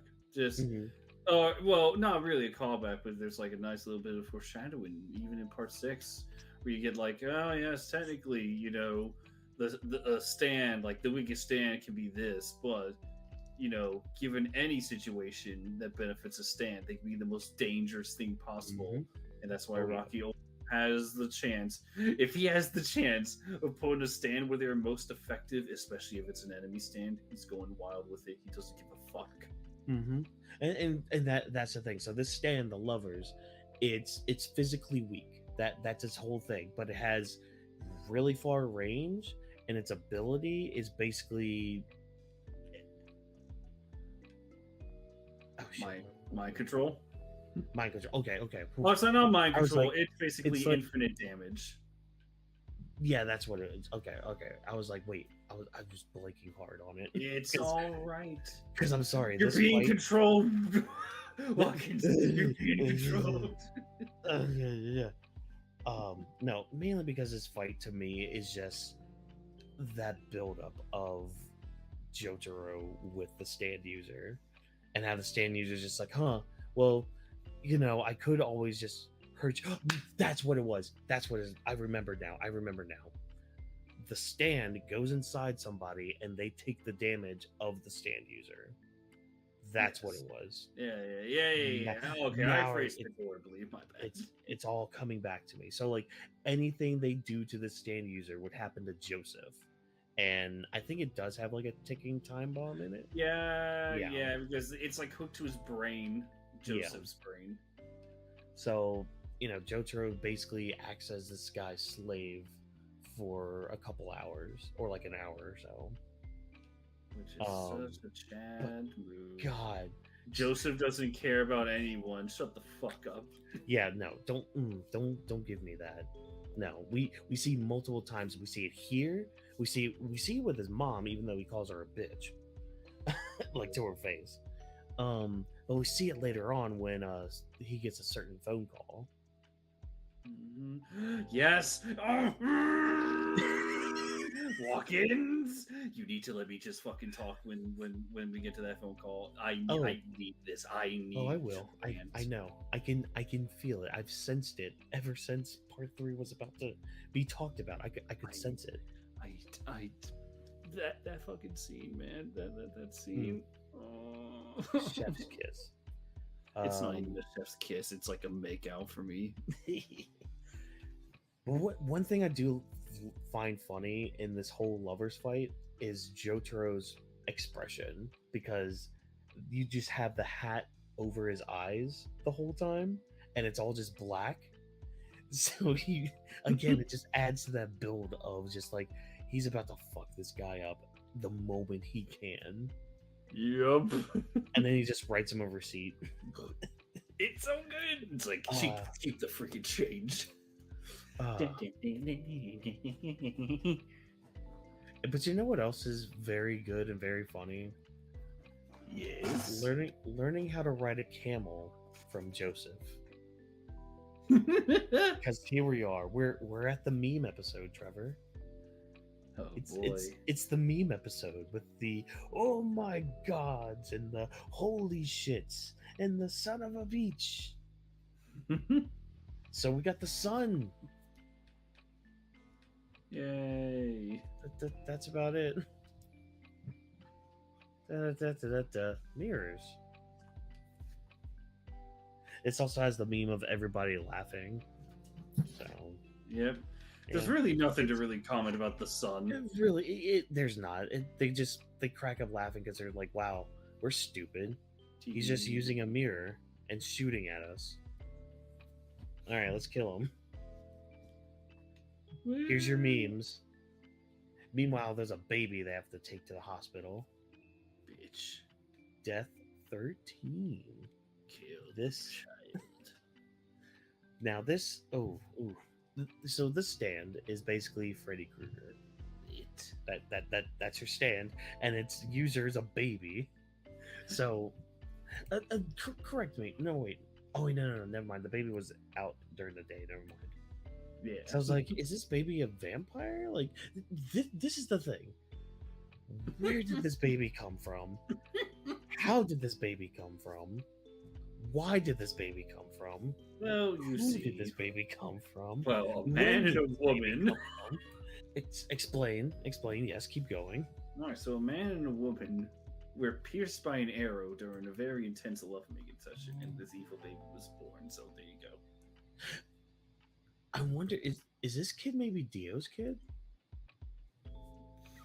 Hey, so with that logic, technically, Kakyoin did wound Dio. Yay. Good job. He damaged a Horcrux. You can't say that. We'll get canceled. Oh yeah, well, no. Meanwhile, I need to play more Hogwarts Legacy. No, you can't do that. You're gonna deflect the Emerald Splash. You're gonna support a monster. Now hold on, let me finish buying my ticket for Universal Studios.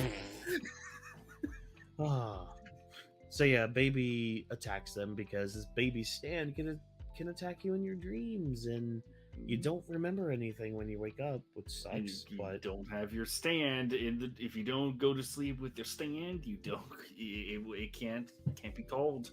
You're fucked. Yep. But this baby's first mistake was going for Kakyoin first. The fool. Like, because Kakyoin figures it out. That badass moment where he like carved stand in his on his arm. I think Mhm. it was like stand and baby on his arm, Yes. and it carried over to his real body. And he's like, "Wait, what does this mean?" And he's smart enough to put it together. God, I love Kakyoin. Oh yeah, absolutely.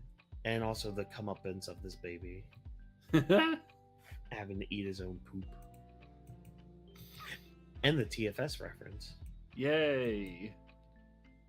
I support baby death. It's okay. Yeah. I mean, again, just another fun showcase for Kakyoin. Absolutely. Yeah. But now, we're about to get controversial. What now? I can't take controversial. I hope you're ready for some judgment. The judgment. Wait a sec. Could This this is the be- return of Avdol and the genie. Yeah. Oh.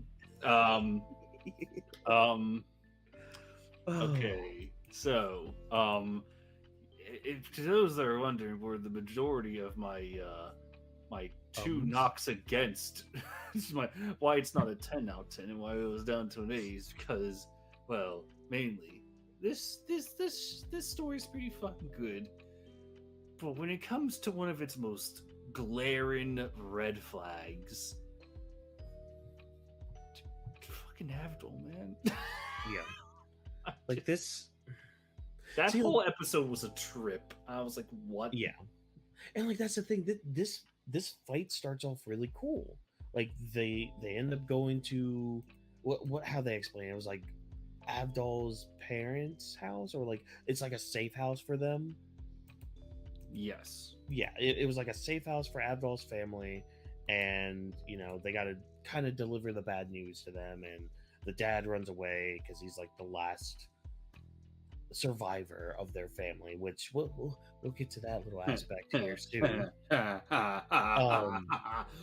So there's just like, okay, well, shit, we have to walk around, and Polnareff, rightfully so, is still very remorseful for everything. Like, oh, it's my fault my sister died. It's my fault Avdol died. Like, he's dealing with all this torment, and then he finds a magic lamp and rubs it. But this ain't no genie. It's a stand user and a stand. And we get Judgment, who offers 3 wishes to our boy Kakyoin. Not Kakyoin, sorry. I am mixing up everybody's names tonight. Polnareff. My God, you Frenchman. Polnareff gets 3 wishes. And first he wishes for riches. He's like, great, I am rich, but there's a certain monkey paw with all this. And that's the whole catch is, oh, you make your wish, all right, we're gonna have to pay for it, in a very morbid way. What was it? What happened with the gold? I forgot. Didn't it just go away or whatever? I guess. I think so. Like, didn't it vanish with the genie? Wasn't that it? It might have. I don't know. But Polnareff's second wish was for his sister and Avdol to be revived. And they are. They're revived as monsters who eat Polnareff's flesh. Yay! For 5 minutes. As he's going along being like, I'm sorry everyone, I'm such a useless human being. I'm horrible. I'm the worst piece of scum. Magician's red. And you're like, wait, what? Tale as old as time. It's Avdol. He survived. True as it can be. The bullet only grazed him. Never said it. From a stand that has precision and movement. Just a little change. But it kind of damaged his brain, so he's a little kooky as they pee in the stand user's air tunnel. Neither one compares. And then they kill him. This fight fucking sucks. And then Avdol returns to the group, and everyone's like, oh, hey, you're better. Okay, great. no one fumbles like part 3.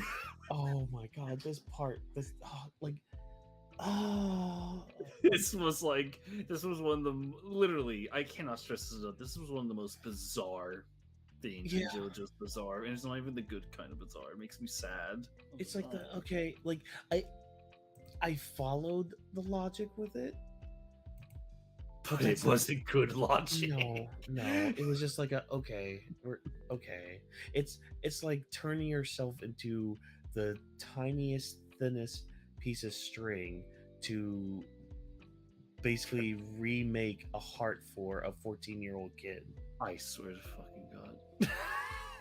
I swear to God, he better only be alive for 2 minutes to say goodbye, Deku.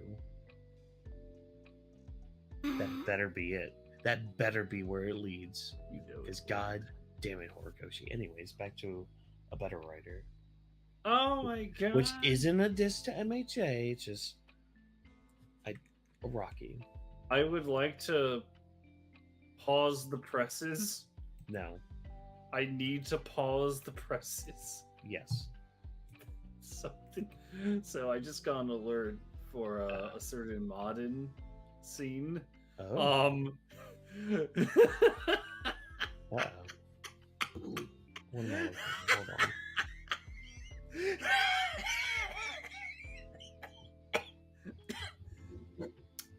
What? Someone modded JoJo. Oh, for sure. No. You know what? I approve. And this is staying in. This is staying in. Wow, I suddenly feel like I want to play as this guy who never has short of Giovanna. As you should. Oh, beautiful. Absolutely stunning. I hope that next chapter comes out soon. I need it now. I do too. But you know what? You finally reached your point. You finally reached Nirvana, Trevor. Well, not yet. That's later on in this little discussion. But we're at High Priestess. Yay. You know, this is a stand that can move in metal. So what do? Oh, let's get in a submarine. Look, this isn't really my cup of tea. High Priestess isn't really my forte. It was a thing. It was the most thing I've ever seen. Yeah, I mean, Jotaro breaks its teeth for them to all get out. It dies. I do like the idea. Yeah. It's like, let's have a stand take place in a submarine, and it's like, oh shit, we're gonna die. And then they come out and they just repeat Pinocchio. It's like, oh. Yeah. And like, that's the thing, like the concept around it is cool. And like the things that also happen around it are cool. It's just, High Priestess, you know. Now, but that's not the moment that I was giving you though. Here it is. It's this moment where Susie Q, good old Susie Q, calls our boy Joseph, and he talks to her a little bit. But hey, that's not the only phone call they get. No, he calls again, and Jotaro answers. Trevor, what do you have to say about this part? I fucking love it. It's one of the best scenes in all fucking JoJo. You can all fucking fight me on that one. It is one of the best scenes in the entire series. Bring it. I will fucking die on this hill. Oh, this scene, this fucking beautiful scene. You get so much character work in a short amount of time. We're talking like Puss in Boots 2 levels of how do we get characters jammed in like a couple minutes? This is fucking how you do it. The whole point is that Susie Q contacts Joseph for the first time, and she's like, what the hell's going on here? Well, are you in danger? What's going on here? And then Jotaro picks up the phone. It's like, it's all right. We'll be fine. And obviously, it's left in the air. Susie Q is left stunned. It's like, is that my fucking grandson? The fuck? What? Then you get that second phone call where Susie Q talks to Joseph, and Joseph is lying through his teeth. It's like, oh yes, I'm gonna teach the boy responsibility and all that shit. Blah blah blah blah blah blah. And then Susie Q, who is playing a game of 4D chess, a game that not even Joseph was able to figure out. Mm-hmm. I love when we get that reveal near the end. It's just we'll touch on that later. Sorry, yes. Keep going. So Susie Q is like, can I talk to my grandson, please? I never really talked to him much, and you can tell why. It's Jotaro. But Jotaro picks up the phone. Now, Jotaro throughout this entire part, and fucking unfortunately, as a fucking memed to death character, a lot of people equate to him as the tough bad guy as what Goku being a bad dad is. It's those kind of comparisons where you like, oh, cool, you went for the bottom of the barrel joke. You missed a lot of info, and you get a lot of it here, right here in the scene, where Jotaro is like, he's not telling her to piss off. He's not telling her to shut up or that she's annoying. He doesn't even think that. He just has this very normal conversation, and the grandmother is like, hey, I know that if you Joestars put your heads together, you'll be just fine. And then Jotaro, as keen as remember, he has very precise movement, very precise eyesight. He sees what his old granny is saying. It's like, wait, Susie Q, what, wait, are you, do you know what's happening?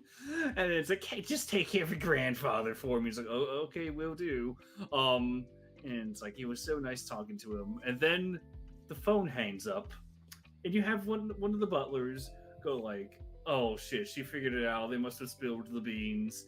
And so he starts going on. And it's like, oh man, Madam Q, like, holy shit, we've never faced something like this before. And then Susie just like has this giant smirk, and she does the fucking walk, my dudes and gals. Oh, yes. She does the part 2 walk, and she's like, oh, they really gotta stop underestimating me, as if I couldn't see past what's really going on here. And then you have this amazing little callback. It is exclusively for those people that started from part 1, because unfortunately there are people that skip parts, fools. And you get to see these beautiful little portraits about part 1 and part 2, and then she goes on about like the Joestar bloodline has been cursed for a long time, but you know, this time there's 2 of them. We can make it out this time. It's my husband and it's my grandson. They'll be just fine. And I love how coy she plays, like, hey, what do you mean they're in danger? They're just on a business trip, right? Then it ends with, I'm gonna go see my daughter, because it does sound severe, but I'll make my own little spin so that no one else has to worry. It is one of the best scenes in all of JoJo. You get a lot of work from Susie, who hasn't been seen for quite a while. You get a lot of humanizing JoJo. This scene actually made me cry. I will admit that. Oh my god, yes. Yeah, no, same here, dude. Like, because this is exactly why I've been trying to stray away from talking about JoJo's character too much in part 3, because this is one of the moments that needed to be highlighted. Because in the beginning of the series, you see him as this, and this is why I didn't want to talk about him just right off the bat either, because you get so much of who Jotaro is throughout this first half of, because this is like the halfway point of Stardust Crusaders. So like you get the introduction, you're just like, okay, you know, he's got the attitude kind of like Joseph, except he's more of a kind of a punk kid in that aspect, you know, but he's still smart, you know, we're seeing all of that. So still smart, still cunning, still all that. But like you get little hints of just his honor here and there. Like you see it, you're just like, okay, yeah, he's very honorable. I mean, he is a Joseph. He is a Joestar after all, you know. And I mean, if he didn't care about his mom, he wouldn't be going on this death-defying trip around the world to save her.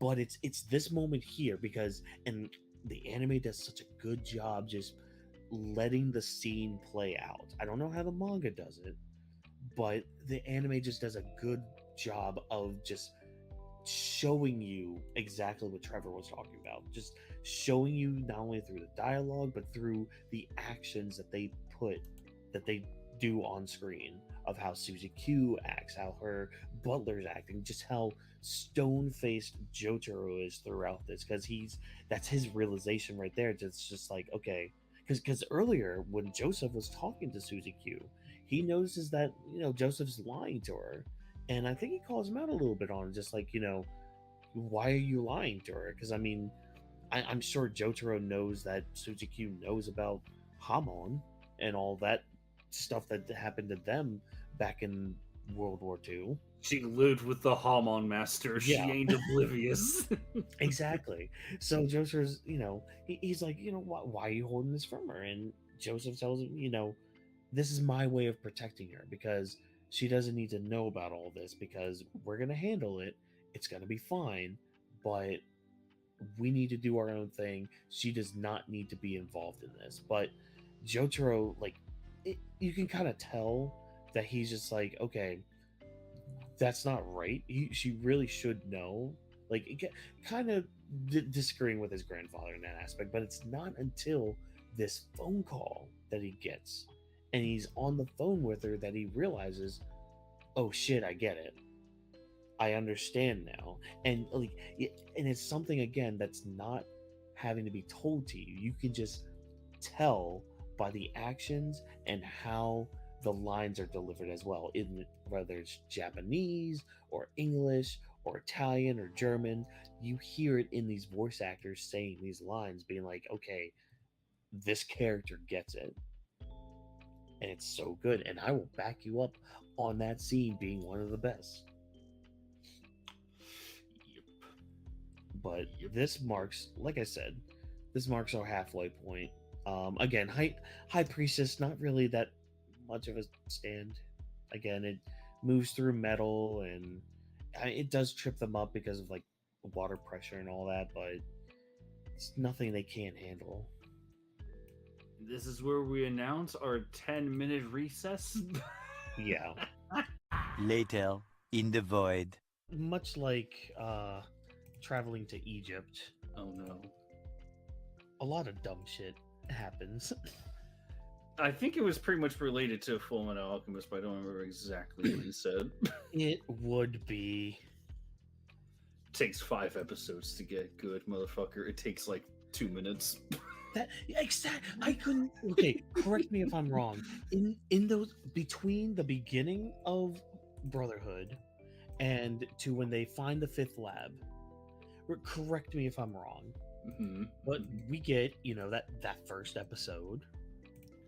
Yeah, which honestly is I don't know, this is a hot take. The first episode of Brotherhood specifically, I think it's the weakest episode in the entire series, but it's only because it's pure filler. Exactly. I love it. So you have that. I'm pulling up the list of episodes just to make sure we get our references right. Yeah, because I want to make sure I'm remembering this correctly. For my own Oh my god, here we go. Yes, we're going on this tangent before continuing with Egypt. We need to get in the proper mindset. Yeah, so episode 1 is the whole filler episode, which again is the weakest, but it's not bad. I it's not terrible. It's all right. Episode 2 is the first day, and that's that's the setup of everything. You get to see the brothers, origin story. It's oh shit. And I honestly, one of my favorite moments was just when Hawkeye is consoling Rinri. It's this rare moment you see of Hawkeye just being, emotionally vulnerable. She's usually such a, as Rick Sanchez would say, a stone cold dick killer. Yeah. Then, and then's the church, right? Yes, episode 3 is the City of Heresy, which is fucking fantastic. It's fantastic. Just having this just this girl, it's if I keep doing this stuff, my boyfriend will come back. And then Ed is here are the ingredients of a human body. Yeah.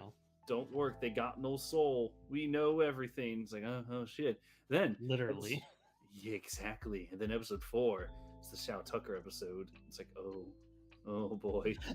That's the thing. That's the Shao Tucker episode, because not only do you get Shao Tucker, episode after that you get Scar. Yeah, no, episode 5 is the Scar one. And that's Scar episode. Just Scar in general. Oh my god, yes.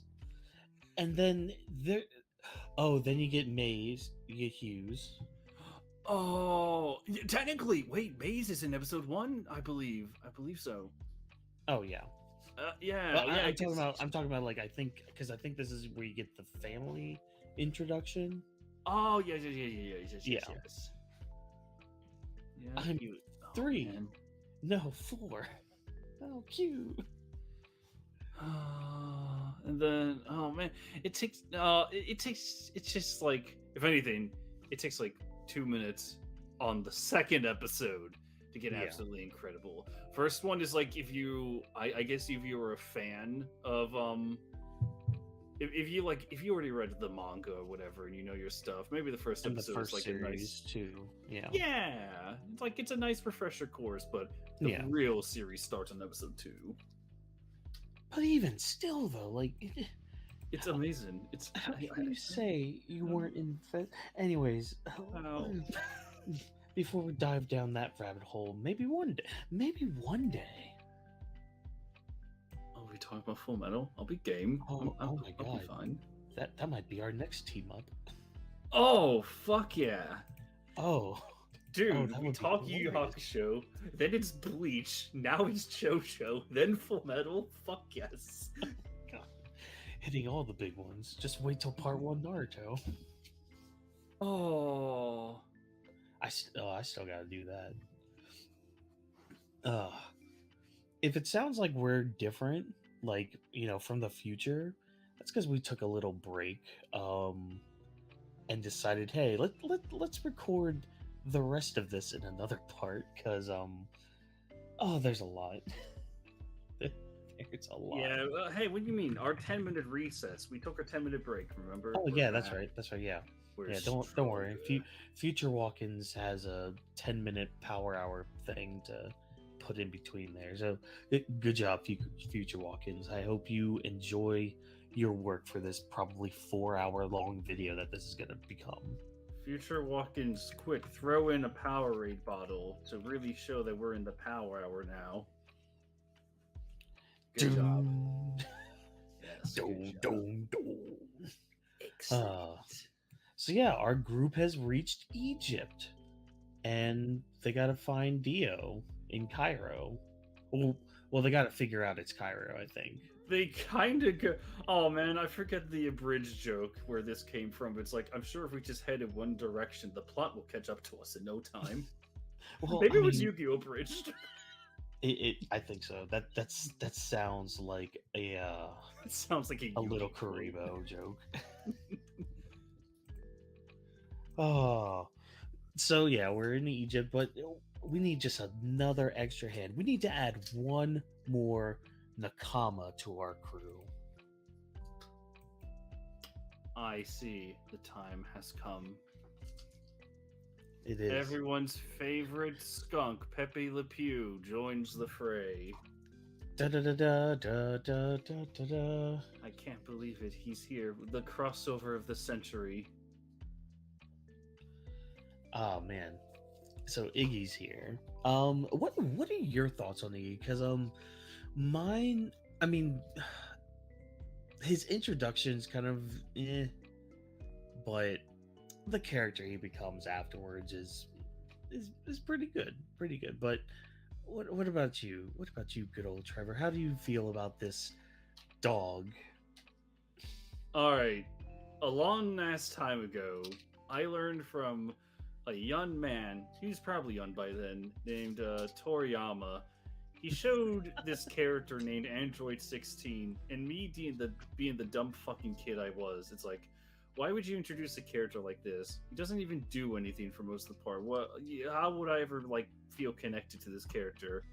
And much like you hip young kids would say today, you just gotta let them cook. Mm-hmm. But sometimes as an adult, you still don't learn your fucking lesson. Yeah. Yeah. So, come Iggy's introduction, I see this epic buildup of Joseph, which is very intentional. It's like, we have one last member to join us on our quest. The Speedwagon Foundation's gonna bring him in so that he can help us find Dio. And it's a dog. And I'm like, okay, a doggo. All right. this isn't the strangest thing I've ever seen. And Yeah. then it's like it also controls sand and can manifest as a sand demon. It's like Okay, all right. By the way, he's not a nice boy. Yeah, no, he's very standoffish. So I'm like, are you the overpowered character that won't do anything because you're a total dick? Okay. Okay. I won't feel bad about you at all with whatever happens in the future. How wrong I was. It's exactly. It's funny because a Rocky makes you think that he's just like, okay, I'm gonna put this annoying piece of shit dog in here, and let's see how people like him or hate him. They're probably gonna hate him. Oh, good, because I'm gonna take that hate and turn it into love and passion, and immediately crush it. I wonder how Becky is gonna react because, oh man, dude, she still hasn't gone over the death of Danny. She's gonna have a rough time in part 3. She's gonna have the roughest of time when she, because remember, she and I just recently became an uncle and uncle and aunt. Oh no, the baby. Just wait, she hasn't even reached the baby episode in part 1. She hasn't reached that yet. She's going to suffer. Oh my god, I feel bad for you on that day. Dude, I know what I'm gonna do. I'm just gonna close her eyes and be like, just, honey, go into my shoulder right now. It's like, what? Do it, just do it now. Trust me. Think happy thoughts. Don't think about our niece. Just don't. You know what's gonna be the worst part of doing that though is she's still gonna have to hear it. Yep. Honestly, I'll just say that no, it's okay. Dio just unrolled a Jolly Rancher and he's having a hard time getting through it. Yeah. Crushed cherry flavor, they're always Oh, but yeah, so Iggy's here, and we immediately, because gravity exists in this world, we have an enemy stand there. Impossible. He killed the Speedwagon Foundation. The greatest war crime of this time period. No one can just kill the Speedwagon Foundation. No one can just blind Kakyoin. So yeah, Geb's Endul? Endul, yes. Endul, that's what it was. A fucking very short boss fight, but what a fucking Chad. Oh my god, right? Just so the guy can basically control water is part of it.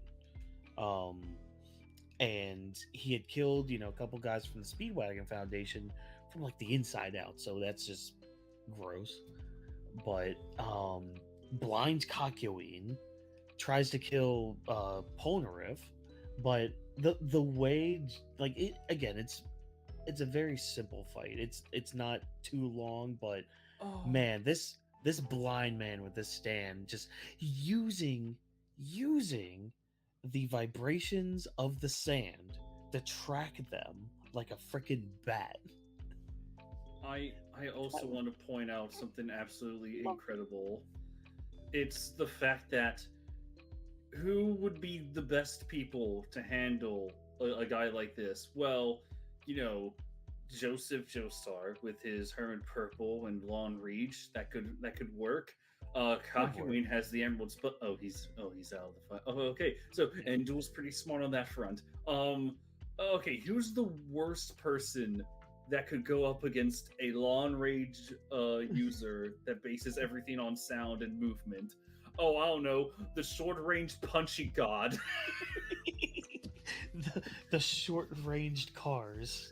Yeah. And he's still able to figure out a way with that good old ingenuity. And it's like, wait, yep.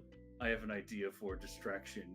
If he's going to listen to everything I say, yeah, if he's going to listen to everything I do, well, what does he think about this dog throw? Beautiful. God. And he basically he alphaed Iggy. He alpha mailed Iggy there, which is like almost impossible, but it works. But he gets his comeuppance, leaves a nice little dookie in his hat. Oh, the fact that Iggy lived after that is very telling. Yeah, yeah. And then he doesn't do anything else for the longest time. Yeah, he's just kind of there, and Yeah. it's like he gets involved in a way, Yeah. during the I believe it's the Alessi encounter, Uh, and the Anubis encounter. I believe he has a very small part in there, but yeah. it's like he Araki is like, I need to make sure that I get him out of the way so that he doesn't dominate every fight. I'm gonna make him a lazy ass. It's like, okay. Yeah. Yeah, because literally he is basically Crocodile in Egypt. Yep. And God, I love how Araki finds ways to nerf his characters. Just wait to. Well, you're already in part 4, thanks to you telling me. It's like, how do we counter a man that can erase space? He's a dumbass. Perfect. Oh. Oh, well, oh my god, the things we could say about part 4, but The things I will say about part 4 for like Oh, 8 yeah, hours. that'll be your baby. That is my baby. I'll say it then. I'll say it now, and I'll say it then. Josuke is my favorite Joestar. There is no contest. All of you who say otherwise, I will fight you to the death. I will break your necks from the floor. Well, damn. Oh, I don't know. Is there more to say about this stand fight? It's cool. Yeah. The end. Poor Kakyoin, though. Blinding. Oh well. It's fine. He's fine. He's got Hierophant Green to guide his way. Do we have to talk about Oingo and Boingo? Honestly, they feel Do we kind of have to? self-explanatory. Yeah. Okay, so it's like two brothers. One of them can see the future, and I do like his stand ability with like how it's like a comic book. Oh, that absolutely. It's genius. And now we'll talk more about him when he reappears, because that's a better couple episodes. And then his big brother, his stand ability is, oh, I can transform, but not that good.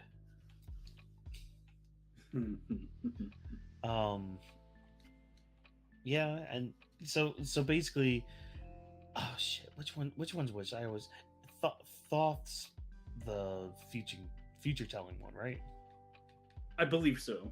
Okay, all right. So it predicts that Jotaro is going to have like his head split. Okay, great. So we just have to follow the prophecy, and everything will be grand. And I forgot why was Oingo at their car? So he was, I think he was setting up a trap, and then Joseph and Polnareff were like, "Hey, Jotaro," was like, "Shit." Yeah, yeah, because they saw they saw the dude's hat, and it kind of looks like Jotaro's. Yeah, which is so funny because like in some shots the hat is like not even a hat; it's just like this really tall Abraham Lincoln hat. Yeah. It's so funny. So dude gets in the car and he realizes, oh shit, this is bad because I look like Jotaro. The prophecy said Jotaro was gonna explode. I need to get out of here. Dude, and hijinks ensue. You do know the meme, right? About how it was actually accurate the whole time. Oh yeah. Oh man. Just Jotaro gets his head split. I don't know if this was like the most coincidental shit or it was intentional. Knowing Araki, it's both. It could be both. The fact that Jotaro in part 6 goes out the exact same way.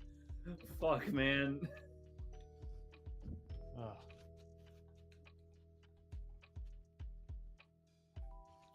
Sorry, had to. Ah, shit. That's all right. Oh god. So yeah, dude, Oingo's dead. Well, not dead. He goes to the hospital. And then the brother decides to go team up with the only person that could exist. You know that those couple episodes made me smile the most. Oh, yeah, it's just peak comic. Dude, the fact that Polnareff is able to contort his tongue into an arrow.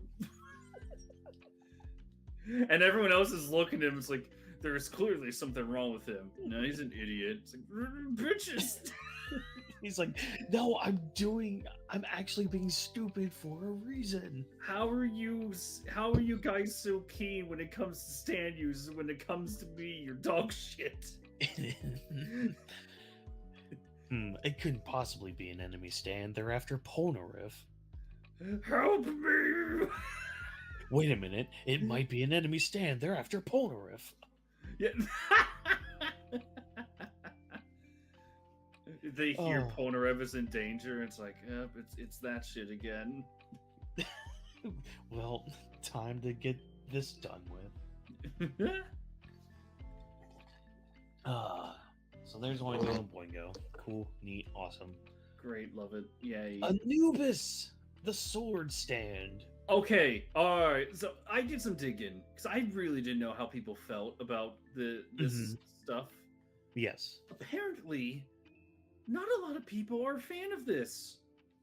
Really? Really, from what I saw, not a lot of people were a fan. And Well, that astounded me. Because I fucking adored this fight. Yeah, this... What were they saying? Like, what were the reasons? It was... Oh, it's like some were like, oh, this breaks the rules of stands. It's like, now the sword is the stand, and he can possess people, but some stupid shit like that. And then there was like, the fight is so lame. Star Platinum should be able to beat Silver Chariot easily. And then you see arguments saying the vice versa. Then I think the one that made that made me cringe the most is the fact it's like, oh, so the guy planned on being the barbershop and was just hoping that Polnareff would come in fucking lame-o. It's like, okay, calm down. Yeah, I mean, that, again, we can chalk that up to gravity, for one. For two, okay, hold on. I can debunk this Polnareff beating Star Platinum thing, or, like, matching him at least. This is a serious Polnareff. Yep. It's that simple. It's what Polnareff could be. He's fast to wave fire around in a little vortex. Yeah. He's that fast. He can match 2 fisticuffs. It's okay. Yeah, it's fine. And I believe that there was an explanation as to why, it was the guy in the barbershop. I think there was an explanation. I think that's why it made me cringe. Like, no, it was explained. And also, like, I don't find it that odd that a sword is a stand user. No. You had an orangutan in the beginning of this arc that was a stand user. You had two right-handed people as stand users. Yeah, those are just like so odd. You have an undead vampire using the corpse of his growing up brother or whatever, well, brother, quote unquote, with a power to stop time. It's not too far-fetched that a sword would have a stand. Look at part 8. Are you guys complaining that a street has a stand? Yes. Unacceptable. Unacceptable. Oh. No, I thought this was a good fight. I really loved the fight. I really liked how Jotaro was able to counter Anubis, because each time Anubis got better and better and better until it's like, how do I take this? Oh, I'll just let Polnareff stab me, and then I'll just punch the sword to pieces so he can't be used anymore. And I swear to God, that ending with Anubis, it still makes me laugh every time. Oh, when after Jotaro throws him? Yes. Yes. Oh, wait, I could just land on this boat and no! Hey, Mr. Crab, would you like to take me up? Where are you going? No! Then he rusted at the bottom of the lake. Poor Anubis. But aren't you ready for something very, very, very magnetic? Oh yeah. Oh yeah. Oh, yeah. Yes. Hot. Yes. Magnetic. Good old Bastet's Maria. I love gay sex. I mean, yeah. Yes. That shit, yes. I love pooping in the desert. I'll be honest. I don't have much to say. It's like I don't remember the Mariah episode because of how particularly deadly she is, or even how hot this waifu is. No, I only remember it because Joseph gets hit on, and then by an old woman, and then this woman is like, "You cheated on me with this Indian. How dare you?" And then she starts pummeling him. That's what I remember. I love that part. Oh my god! That's all I remember. That was like the group of people that just gather around them and just watch all of this. Instantaneously too. They just appear. Oh, indeed, Sydney.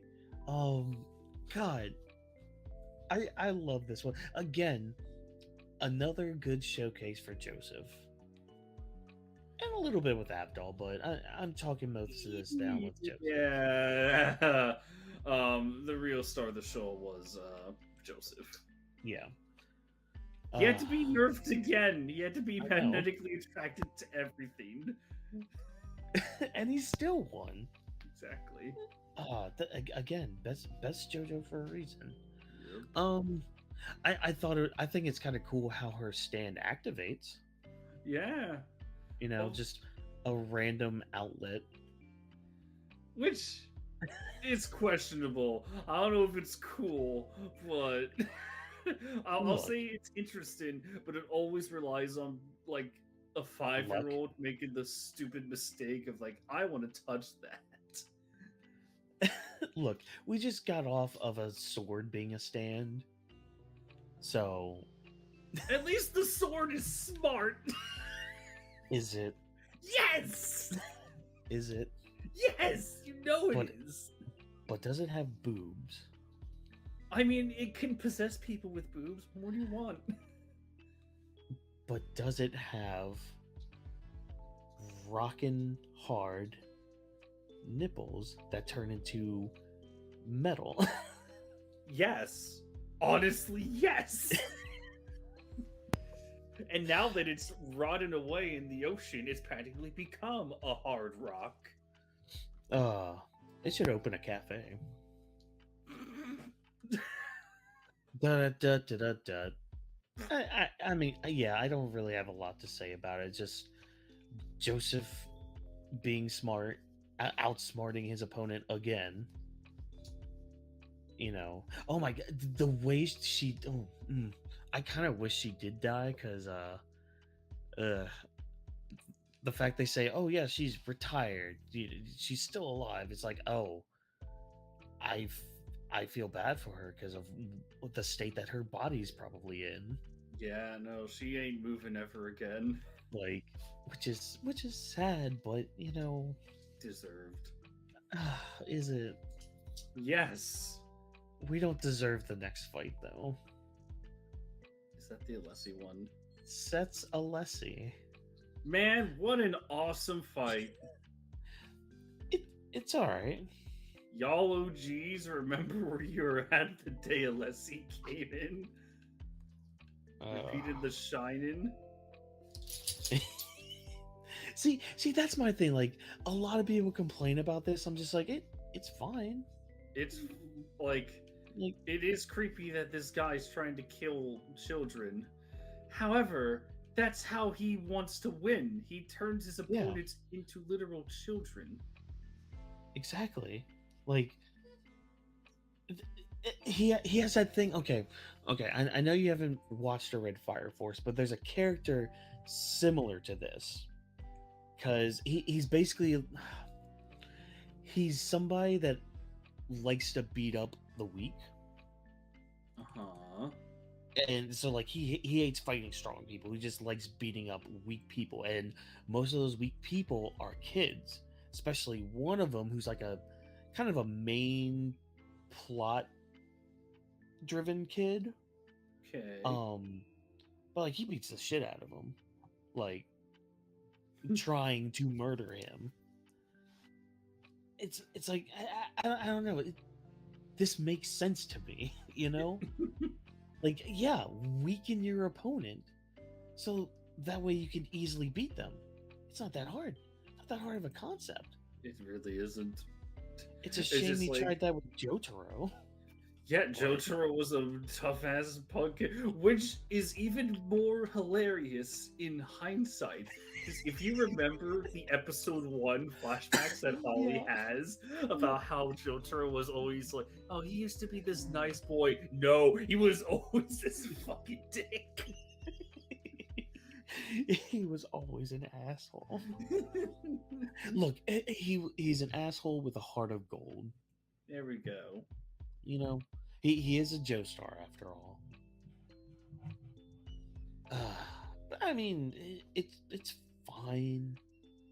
Yeah, I feel bad that Polnareff never got that girl.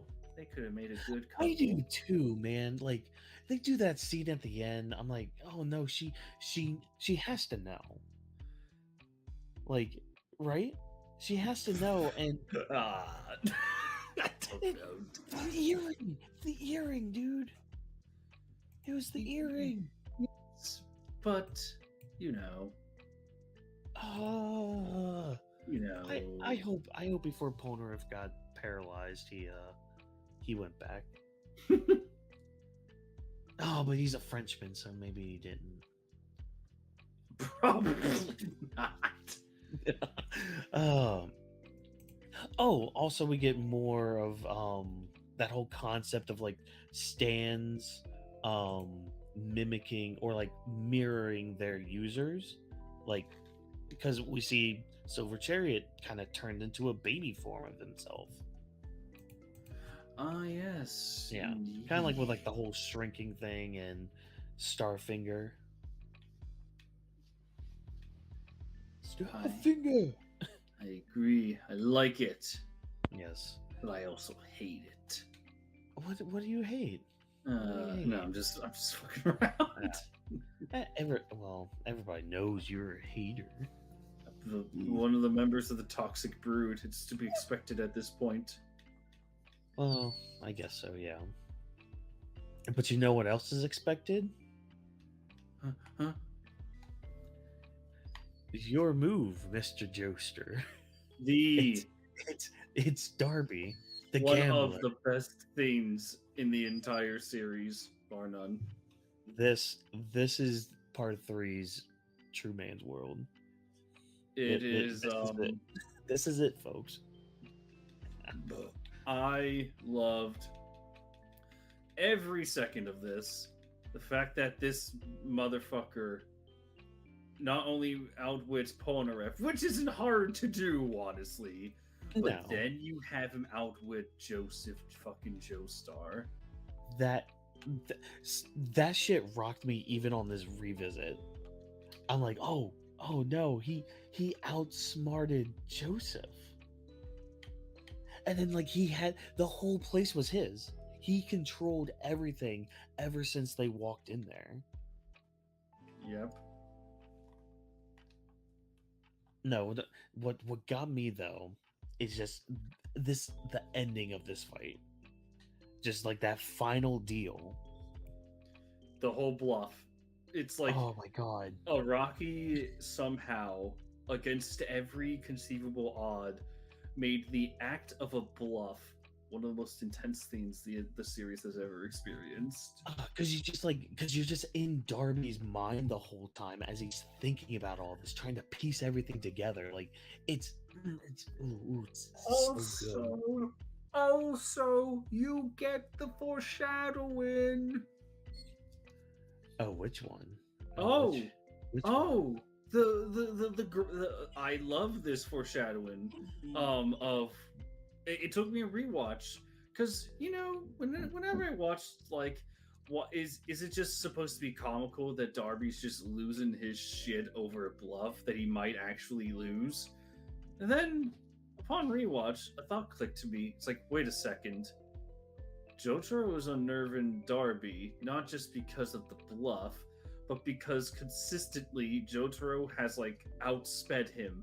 He has a drink in his hand. He got a cigarette. And it's like, how did he do that so quickly? I should have seen it.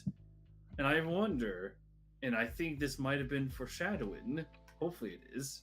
But Darby knows what the world does. Oh. So if you see this guy just suddenly have a cigar, he suddenly has a drink, he's keeping his cool, it's like nothing happened. Is he losing his shit because there's a stand user that's just like Dio? Is that another reason? I would like to think so. And well, that's also the other thing too, because if he knows what the world does that mean he's felt what the world does? Because if that's also the case, that also explains it too, because he could be it could be one of those like innate fears because of what happened. Oh, There you go. See, it's all coming together. It's like poetry, it rhymes. I was about to say Say monkey brain. Ooh, ooh. Oh, nah, man, just even on the rewatch, it still gets you. It still gets you. That, I mean, again, like you said, outsmarting Polnareff, fine, whatever. Outsmarting Joseph Joestar, like, how? First of all, how? Because the other thing is, not only did you outsmart him, you did something that not even Jotaro could see until he admitted, oh wait, yeah, I did actually see that, but whatever.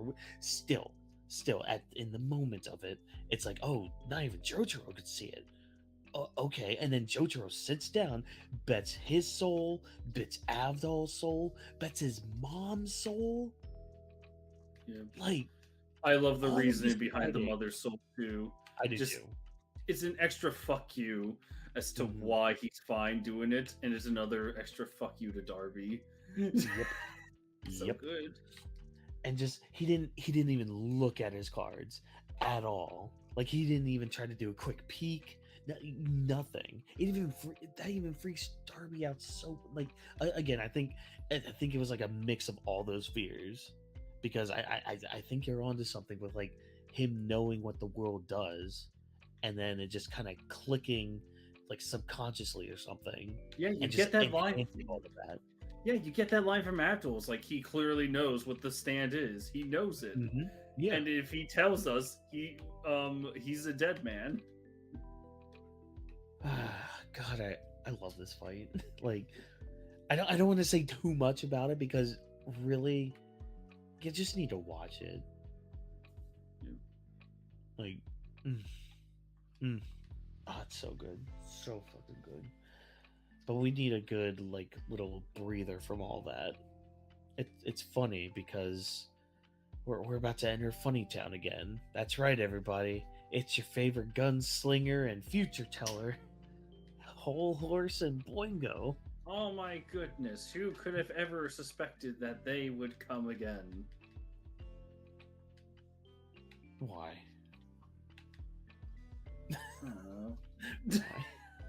Why?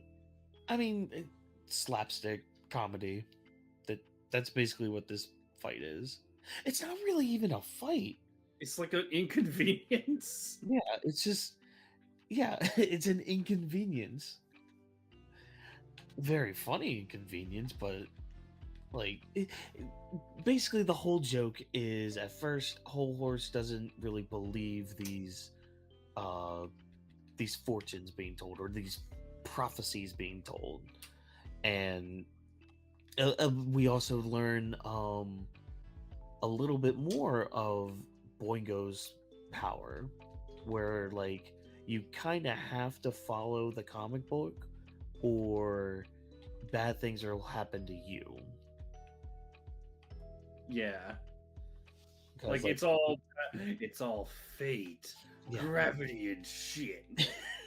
All according to plan. Literally, this comic book is Eisen. What? That's an insult. It's Eisen. Is it? Yes. Is it? Yes, absolutely. We're calling Aizen an Egyptian god. Not worth it. Nope. He's more. He's the guy that probably introduced the Egyptian gods as concepts to the Egyptians, all because it'd be a sick joke to see how far humans would fall in the belief of something so fucking stupid. Wait, oh my god, that makes so much sense because of the way their gods look. He just showed them hollows. Oh my god, it all makes sense. Now, Princess, your cat's soul came back from hell. It looks like a cat demon now. This is the god of death.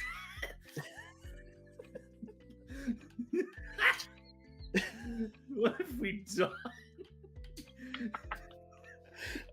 I want, whoever listens to this now or in the thousands of years, whoever catches a glimpse of this, I want a fan art of Aizen in his little coat with the glasses still on because the betrayal hasn't happened yet. Yes. And he just he's holding Anubis in his hand. It's like, this is what's called an Egyptian quote unquote god. It's like, what is a god? It's like, it's a construct that you humans will make, but in essence, it's me. Wow. Oh. Yeah, so Whole Horse doesn't want to go through the prophecy because part of it involves, oh no, I gotta stick my fingers in Polnareff's nose, but I don't want to do that. And then the moment he does that, a truck careens towards everybody. Much like this fight, it doesn't matter. So would you guys like to hear about the tale of Walt Disney, the tragedy? So on to Pet Shop, I guess. No. I mean, obviously, Whole Horse and Boingo didn't... No, Oingo. Yeah, I was right with Boingo. Obviously, they weren't successful in their little trap. Whole Horse got shot in the head, and Boingo was going to turn over a new leaf. Or so he says. Or so he says. Hey, look! The Guardian of Hell, Pet Shop. This is all yours because you are geeking out over Pet Shop. I don't know why. I don't know why. Because, okay. How did I watch all these? Oh, yeah. So I took a few day break when I was watching these episodes. Because I was like, I don't want to finish quite yet. Because I knew as soon as I got to Darby the Player, I would want to just finish it all. So I was trying to space it out. So I took a couple day break, watched Pet Shop, and I don't know what it was. I think it was because Iggy's character started to make that 180 during this fight. Because he just stumbles across it, out of the blue. Again, Trevor, it's that gravity. He just stumbles upon Dio's mansion. And the only way he knows this is because he saw two dogs get murdered by a falcon. And I think this might be the most... I don't want to say the most bizarre episodes, but you get that bizarre. Yeah, you get that feeling of Araki just being batshit crazy, because Iggy now has. First of all, he tries to fool the Falcon into thinking that he's just an innocent bystander, because inside Iggy's freaking out, oh, I found the place they're looking for. Well, I'm a piece of shit, so I'm not gonna tell them where it is, and I'm just gonna walk away. I'm gonna try to walk away. That's happening because of some stupid kid. Dude, the glare that Pet Shop gives, it's it's the fucking glare, dude. The first glare it gives. Oh my god, it's so. Because you know that bird is Dio's bird. Yep. You know that Dio trained this bird. You just know. One day Dio looked up at a bird's nest and the bird looked down and already had the helmet on. He's like, I like you. You will be mine now. Oh my god. So this bird stand, he's basically using Ice Spear. A good old it's Icicle Spear. I don't know. He's an Articuno basically. Yeah, pretty much. It's a Sandshrew versus an Articuno. Who do you think will win? Well, Pikachu, because it always wins. Pikachu doesn't always win. It always wins. Well, it's always going to be around. I can see the future. Pikachu becomes the strongest in the verse, but still doesn't do crap.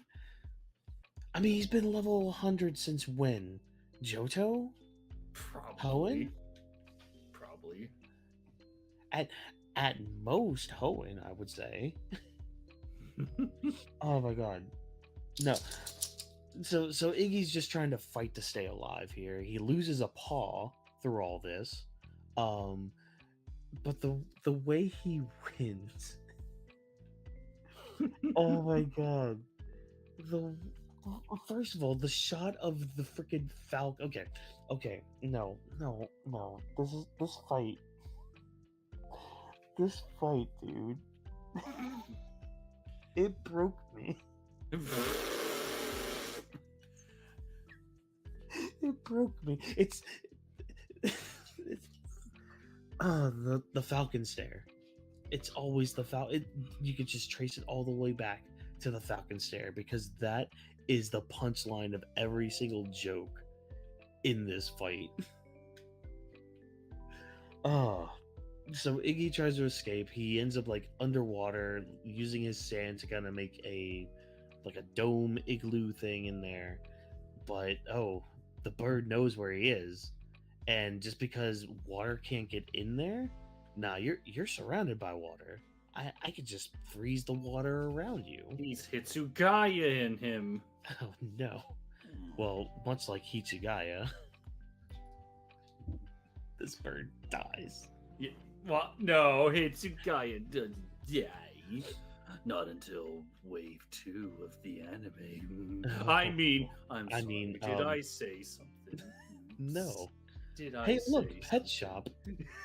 No, the most ridiculous Pet Shop stare though is the one where so Iggy tries to dig a hole out of there, and mind you, he's trying to dig this hole with one paw. So try as he might, he's making a hole. He's doing something, and then he breaks open another tunnel, another dug up tunnel. It's just like, oh, this is odd, but hey, I might have lucked out. But in said tunnel is our good old dear friend Pet Shop. Squawk. Just squawking in there. But I do like how Iggy wins this with like biting his beak while he's using his power. He literally runs out of options. Like, fuck it. Yep. Which is perfect in character. Like everything that happens with Iggy in this fits so well with his character, especially when he meets up with everybody. Because now Iggy has a purpose in this. That was the missing puzzle piece of all this. Everybody. He did his job. He found Dio. Yep. Oh, and Kakyoin joins us back again. Yay, he's back. Everything will go right now. No, I don't know what it was about this recent rewatch with Pet Shop. It broke me. It broke me in a weird way. Yeah, I don't blame that. Yeah, but I liked it. But hey, look, it's Darby Younger. So the fight after that is really interesting. Hey. I have a hot take. I have a very hot take about this. What's so bad I am a fan. Darby? Listen here, motherfucker. I am a fan of the twist of Joseph teams up with Jotaro to cheat. I love that. I love the ending, especially for its meme quality. However, Yes. Oh my God, do God. we take a while to get there? This was one of those rare times where it's like, is there a point to this? It just felt Yeah. weird watching it. It's like, all right, the battle before the end, and it's a gambling. It's not even like a. It's right before Dio 2. This is technically, but because we have Vanilla Ice right after this, but Yeah. the final challenge is Gamer. It's like, okay, all right. Well, you forget about another final challenge. I can't believe you forgot about another final challenge. What, the vampire that cross dresses? Yeah. He's the final stand user before Dio. To call him a challenge is an insult to the word challenge. But he is the final stand user before Dio. He was the main event. Well, the semi-main event. The main event. Much like WrestleMania, he was a disappointed main event. Hey, the past few ones have been good. Are they? I haven't seen any Mark remarks recently. Well, he stopped those because mental health. Do more. Oh, I I miss want him. it back. Yeah, so it's video game based with you know, the series takes place in the 80s, the late 80s. And yet you can do all these crazy things in these video games. Yep. Like that's just always got me cuz like that like because you just think back to what video games were back then. You know, you got your Pac-Mans, you got your Mario Bros. The most got your advanced Donkey game out there was Kongs. like Mario Brothers and Zelda. Yeah, like, and even then, you couldn't really do too much. Like, Link throwing his sword, like not even diagonally, just left or right or up and down. That was the most of it. Yep. That was your innovation. But here we're doing like donuts with cars and manipulating batting swings. What? Yep. What? There's only two things that I really remember aside from the ending. It's I really like the idea that the stands are like the players in the video game. I really like that touch. I do too. Yeah. The second thing is that Xander Mobus, the guy who was like the announcer for Smash Brothers and Joker, he was younger Darby. I'm like, all right, that's cool. Yes. See, and there are cool things in there. Hell, again, memes came out of this, like the yes, no. Oh my god. And of course, oh my god. The part, okay, there was some really good comedy gold here where Joseph looks over to Jotaro. He's just like, hey, wait a minute. You said you played video games. You said you got this. Jotaro, have you been lying? Have you never touched a video game in your life?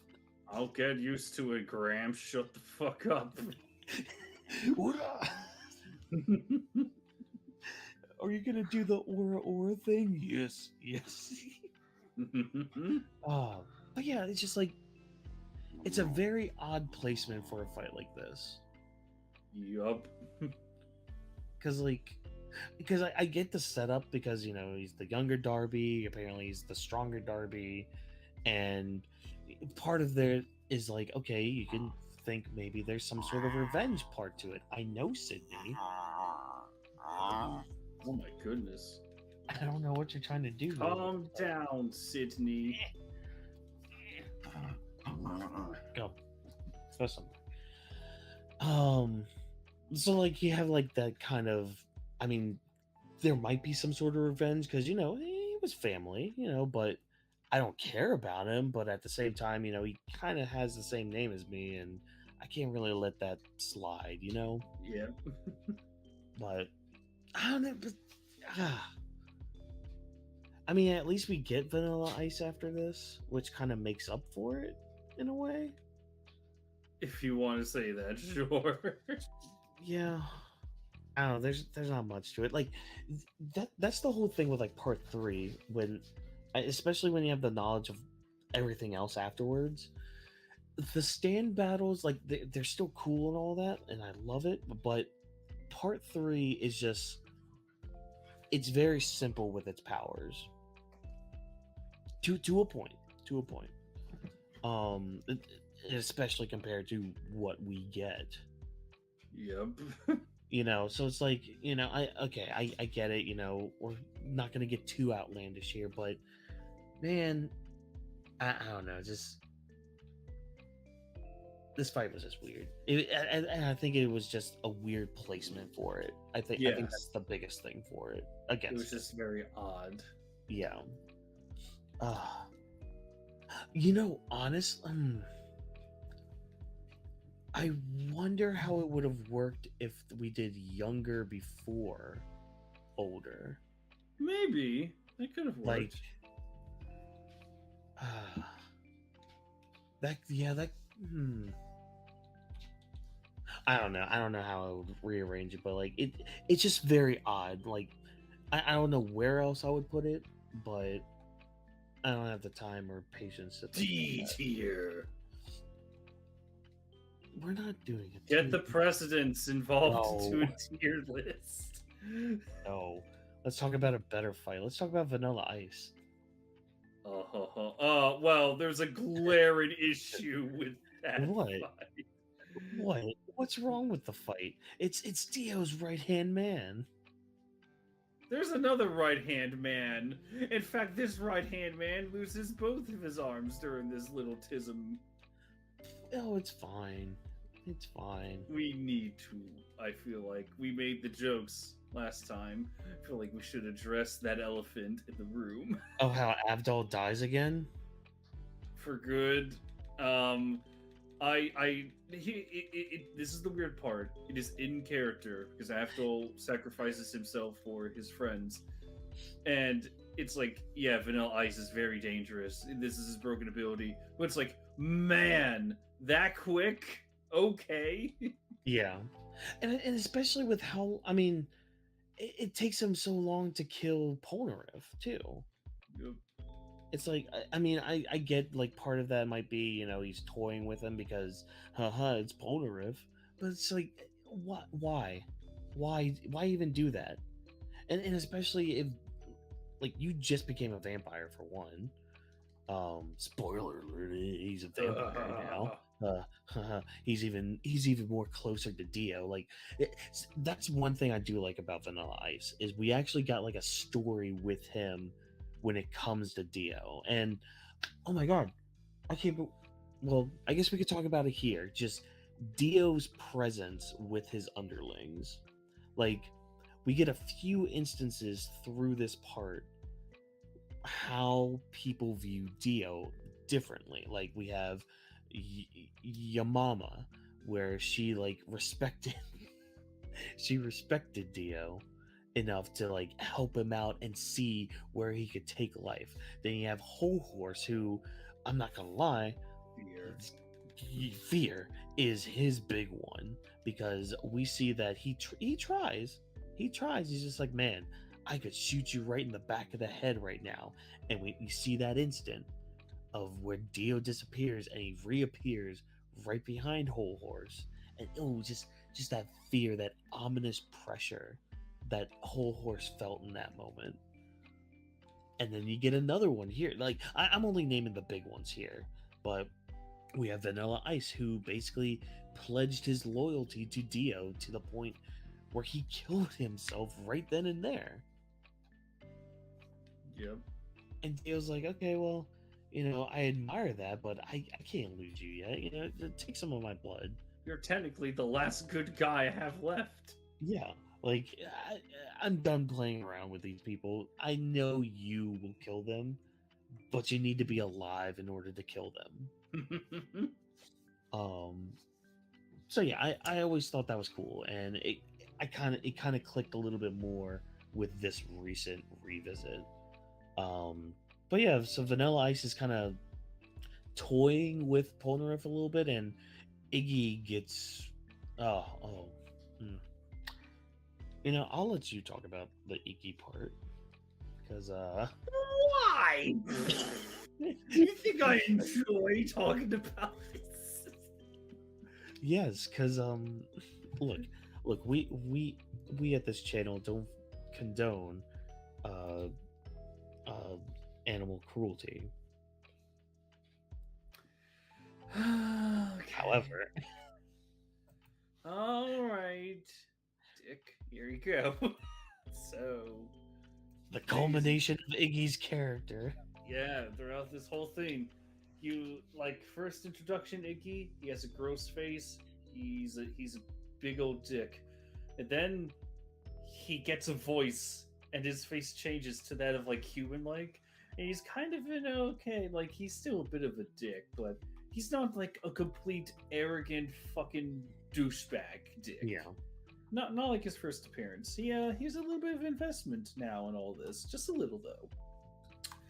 Then comes Vanilla Ice, and Avdol, this guy who he barely knew, literally got himself killed just to save this doggo. And the only person that he's stuck now is the person he kind of hates the most, aside from everyone else in existence. But Polnareff has a special place in his heart, and it's like, oh fuck, we're fucked. So Iggy is just looking out for himself. It's like, I ain't getting involved in this. What the fuck? And then, well, Iggy gets involved. He had no choice. Like he's forced into this fight, and because of that, well, Vanilla Ice, he's a vampire. He's like, he has the arrogance of cars in a way now, where he feels like at the top of humanity. How dare this wretched dog even try to challenge me? I'm pissed. Lord Dio gave me this power, and now it's being like spat on by a fucking mutt. How dare you? I'm gonna beat the shit out of it, and he does. Yeah. And it is legitimately hard to watch. I feel like anyone would have a hard time watching this. Oh my god, Unless you're yeah. into snuff films, in that case, get some help, pretty please. But it goes on, and when you think it's done, no, it's not done. Vanilla Ice just keeps going and going, and like kicking him, and like this sad music's playing, and oh my god, it's not even done there. Oh, it's not. It's not. That's the worst part. Yeah, because right after that, you have to deal with the fact that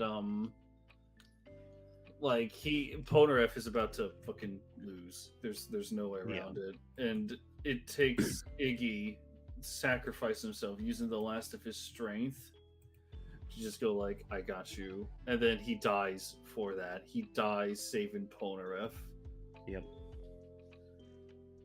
And it's a very, very powerful scene.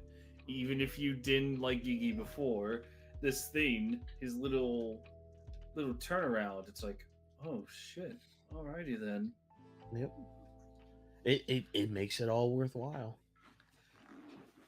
Again, that's how you do something like that. That's how you do it, right, Sydney? Indeed. All right. You know it's, oh my god. Oh my god. We're finally here. So, well, I mean, Polnareff's able to trick Vanilla Ice into walking into the sun. Yep, I love it. Love it. Love it too. It's great. My old hubris. Ugh. It's one of his it's one of Polnareff's best moments because it's the whole like cool guys don't look at explosions. Cool guys don't look at their own stand fucking killing a vampire bitch. Yeah. No, because like again, this ties all the way back to Anubis. It's like Anubis foreshadowed this because guess what, guys? This is a serious Polnareff. Oh my god, the concept, it's mind-boggling. But you know, all the stand users are dead now. Except one. Trevor, we've reached it. We finally reached it after hold on, I'm gonna try to do after oh my god, almost after 3 hours. Actually, no. You can't do that shit. No, you can't do that. What? No. Because technically this has been building up since part fucking 1. Well, I mean, yes. Like, how the fuck are we gonna do it? Like, are we gonna take turns ranting about how amazing this scene is? I mean, that's just all this. That's all this is going to be. Just guys, ladies and gentlemen, boys and girls, children of all ages, you've reached this far into this video, this very, very long video, and I'll make sure to have like little chapter cards for things, but you've reached this moment, you've reached the pinnacle. We talked a little bit about some of these stands. Some of it was a little bit more talkative, some of it was just like, oh yeah, that was a thing. And I apologize if you didn't get the in-depth analysis that you were hoping to get, but don't worry. Being casual. Yeah, we're just being casual with all I'm that about stuff. to go very in depth with one scene in particular, and it's at the end. I warned you about this. We're about to go feral because this is why we kind of glossed over a lot of like character moments with like Kakyoin, Polnareff. We kind of touched a little bit more with Abdul and Iggy, but they're dead now. So Joseph, Jotaro, like this is it. You've reached the main event. This is your WrestleMania main event right here, folks, ladies and gentlemen, boys and girls, children of all ages. It is now time for Dio's World, the final installment of Dio. Literally a trilogy in the making. It's this day and age, you hear the phrase peak fiction. Too much sometimes. Too much sometimes, but there are times. Yusuke versus Toguro. Yes, I agree. One day I will be able to explain why. Give me like 20 years. Goku versus Vegeta. Part 1 Naruto versus Sasuke. Steel Ball Run. Pretty Steel much Ball all Run. JoJo except Part 5. Ichigo versus Grimmjow. Ichigo versus Ulquiorra. Ulquiorra. Ichigo versus Aizen. Let's not get crazy. Let's not get crazy with Aizen. Okay, how about this one? Yugi versus Atum. The Lord of the Rings trilogy. Yes, and only them. Only those, nothing else.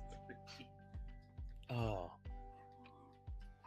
Okay, so let's just start from the beginning of all this, where Polnareff, out of everybody in our group, Polnareff, of all people, is the first one to see Dio in person. Yay. Awesome. Great. And it makes sense that, he's out, he's just checking around saying like, oh, hey, you lived.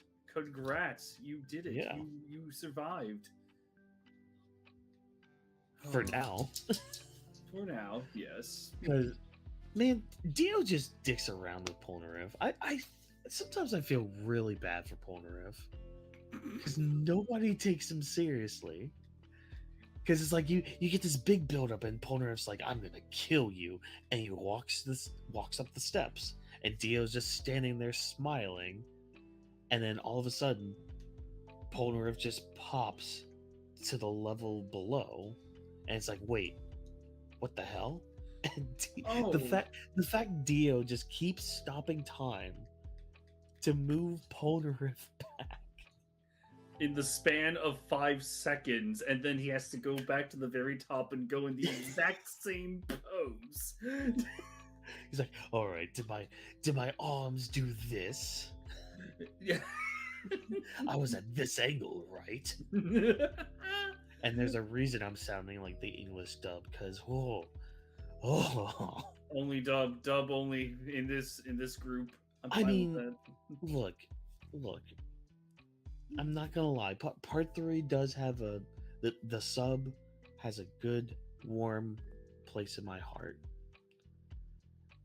The English voice cast did bring it though. They did bring it, especially with this Dio part, because you have the meme which we'll get to. Wait. We need to say, just in case we forget now, Yes. it needs to be said. In comparison, it was thought to have been impossible. However, Patrick Sates outmooded the sub actor. Mm-hmm.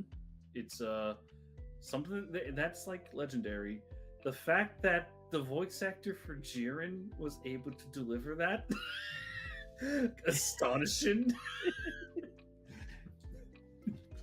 I just want to bring that up. It's pretty cool to reflect on. It's just this opening part with Polnareff just always gets me. Because I just picture Dio like stopping time and then like tiptoeing down like a cartoon character, just like chuckling to himself, and then having the world pick up Polnareff and then put him down, and then he's tiptoeing back up, and then like what we joked about earlier, okay, is my arm at this angle, is what my head was up here, but it was a little bit more to the left. Yes, that was it. Like, Dio's just having fun with all this. Yep. And then he scampers away after Jotaro and Joseph and Kakyoin show up. It's not even like scampering. He just slowly floats away. And then they all just stand there, just like, no, we'll do this later. We gotta be careful. Which they try. And yeah, that's when the final stand user dies, the cross-dresser. And because he's also a vampire. So he dies to the sunlight, and oh no, it's nighttime now. And I like this because like Polnareff is so consumed with hatred towards Dio that, you know, he just wants to bum rush, and Joseph, everybody else is just like, no, we need to play this safe, we need to be careful about this, but they're still able to form a plan around that.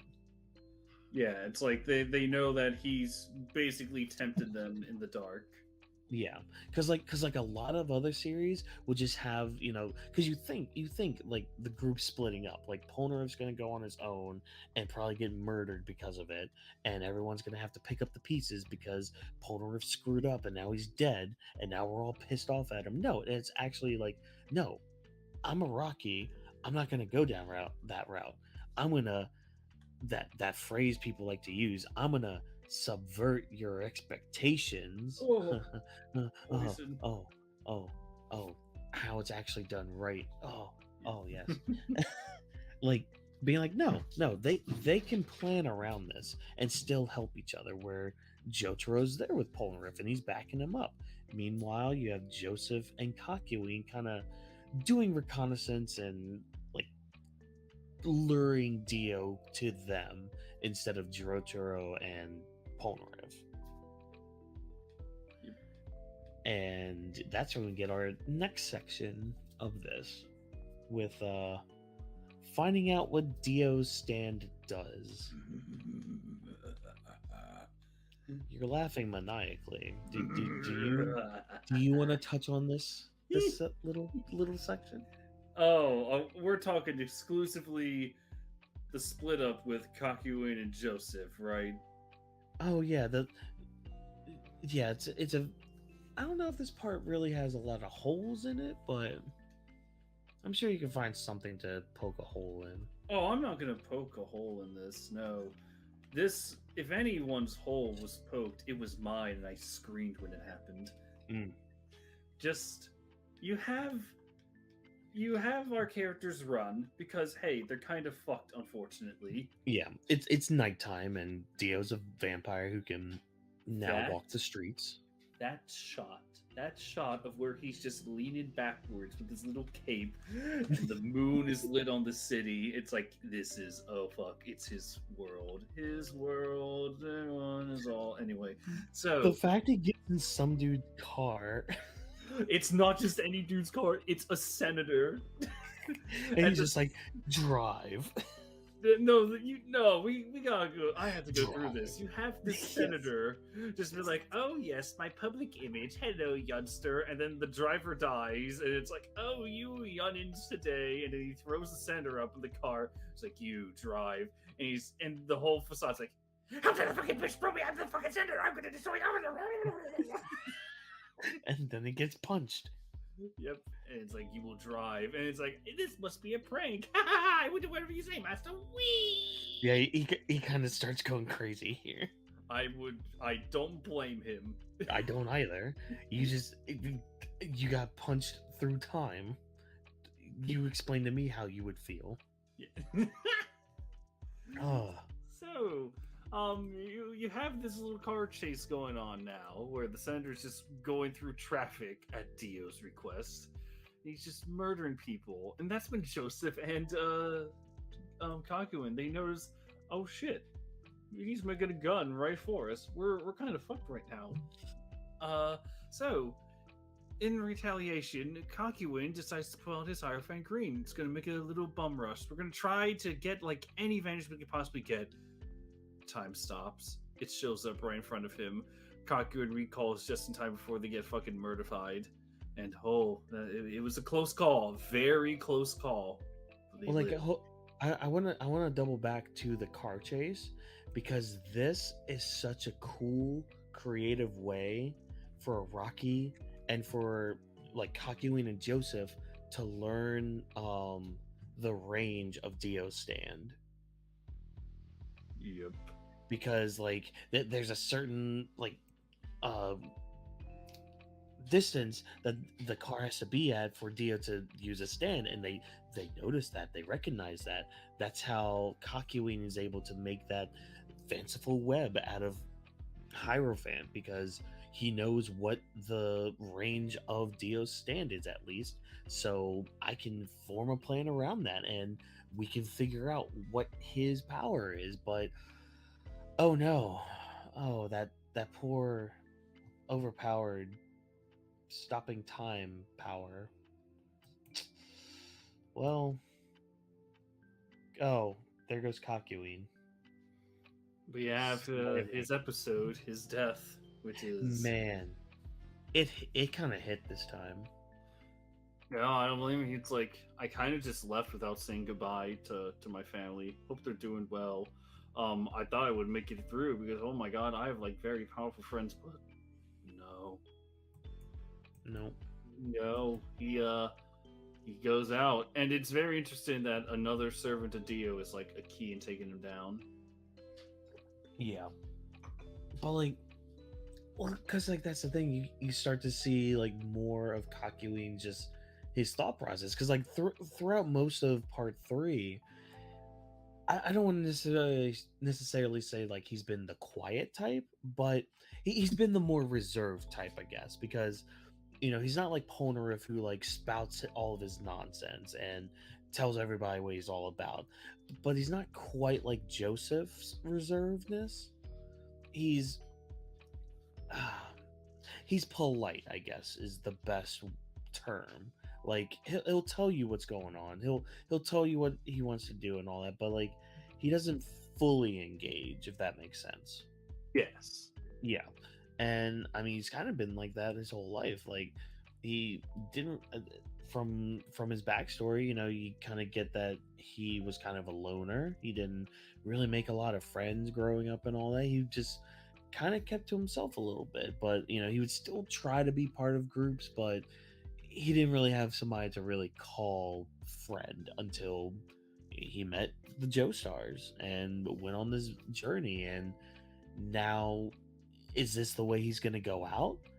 It's kind of sad and pitiful, but I mean, he figures out. He's the first one to figure out Dio's stand. Yep. But he can't talk. He can't communicate. He can't do anything. So what does he do? What does he do, Trevor? He shoots a little tower. A little clock tower. That's all he can muster. Yep. And dies right after doing that. And lucky for Kakyoin. I'm sure Jotaro could have figured it out. But I'm sorry. Lucky for Kakyoin and everyone else that Joseph Joestar was there with him. Yeah, that he was actually able to piece the riddle together. Yeah. If anyone was going to do it, it would have been him. Again, best JoJo. Best JoJo. Excuse me, bitch. Look, he spawned Josuke. Yeah, and Exactly. hey, according to our ninja gods, the new surpassed the old, bitch. No, that's fine. However, there would be no Josuke without a Joseph. I don't know. Maybe it was he. I mean, hey, Josuke was so blessed that a Part 8 version of him spawned. The Virgin Mary gave birth to Josuke twice. Oh and God. The Virgin Mary being the fucking universe.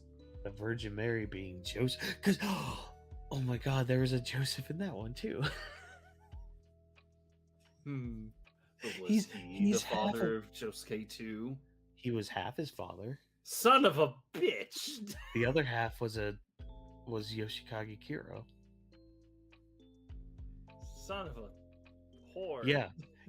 Let that wrap around your mind. Yoshikage Kira and Josuke. Well, it was a different JoJo, but they became Josuke. Just think about it. Let that sink in. There's a little bit of Kira in Josuke. I don't want to. And thus Joseph, pure-hearted Joseph, is the best JoJo. Thank you guys so much for watching. What? Hold the fuck up. Nice try. Yeah, I tried. But Joseph meets up with Jotaro and tries to tell him Dio's stand ability. It's a shame knives exist. Yeah, we gotta talk about this part. Go for it. I'll cry in the background if you need me. Well, see, I have problem with this part because of what happens later, but whatever. Joseph's the luckiest person in the world. We'll just say that.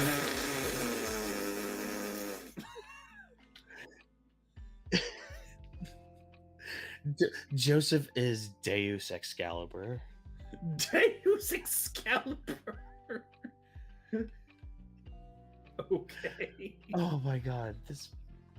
Okay, so Joseph quote unquote dies. It's sad. It's such a good send off too, because you get like the gold cloud thing, and he's talking to Jotaro. He's just like, "Be good, boy," shit like that. It's done so good. But then he comes back later. Twice. Twice. Fucking twice. Oh, fucking. Anyways, we get our meme now. We get our stare down. It's the you're approaching me. The sheer okay, memes fucking aside. Yeah. The sheer fucking energy that you would feel from this after everything, after 3 fucking parts. This is it. Because Jotaro's pissed now. Like, if he was already pissed at Dio because of his mom, but now like Dio killed his grandpa in front of him and his friends. Friends. Much like Nappa, Dio gloats like, "Hey, everyone you know is dead. Polnareff's around here somewhere, I bet, but I'll get to him soon enough." Yeah, I'm gonna play with you now, and oh my God, just the tension in the air from all this. It's so good. And just the shit talk from both of them. Just that's why the meme exists. That's why the meme exists, because of that shit talk. And just like you're approaching me. Yeah, I have to get closer if I want to kick your ass. Oh, cha-cha. Come here then. Oh my God. And then just both of their stands just volleying each other, just like a Dragon Ball Z fight almost. Yep. To the point where their blows make them float. Them flying around.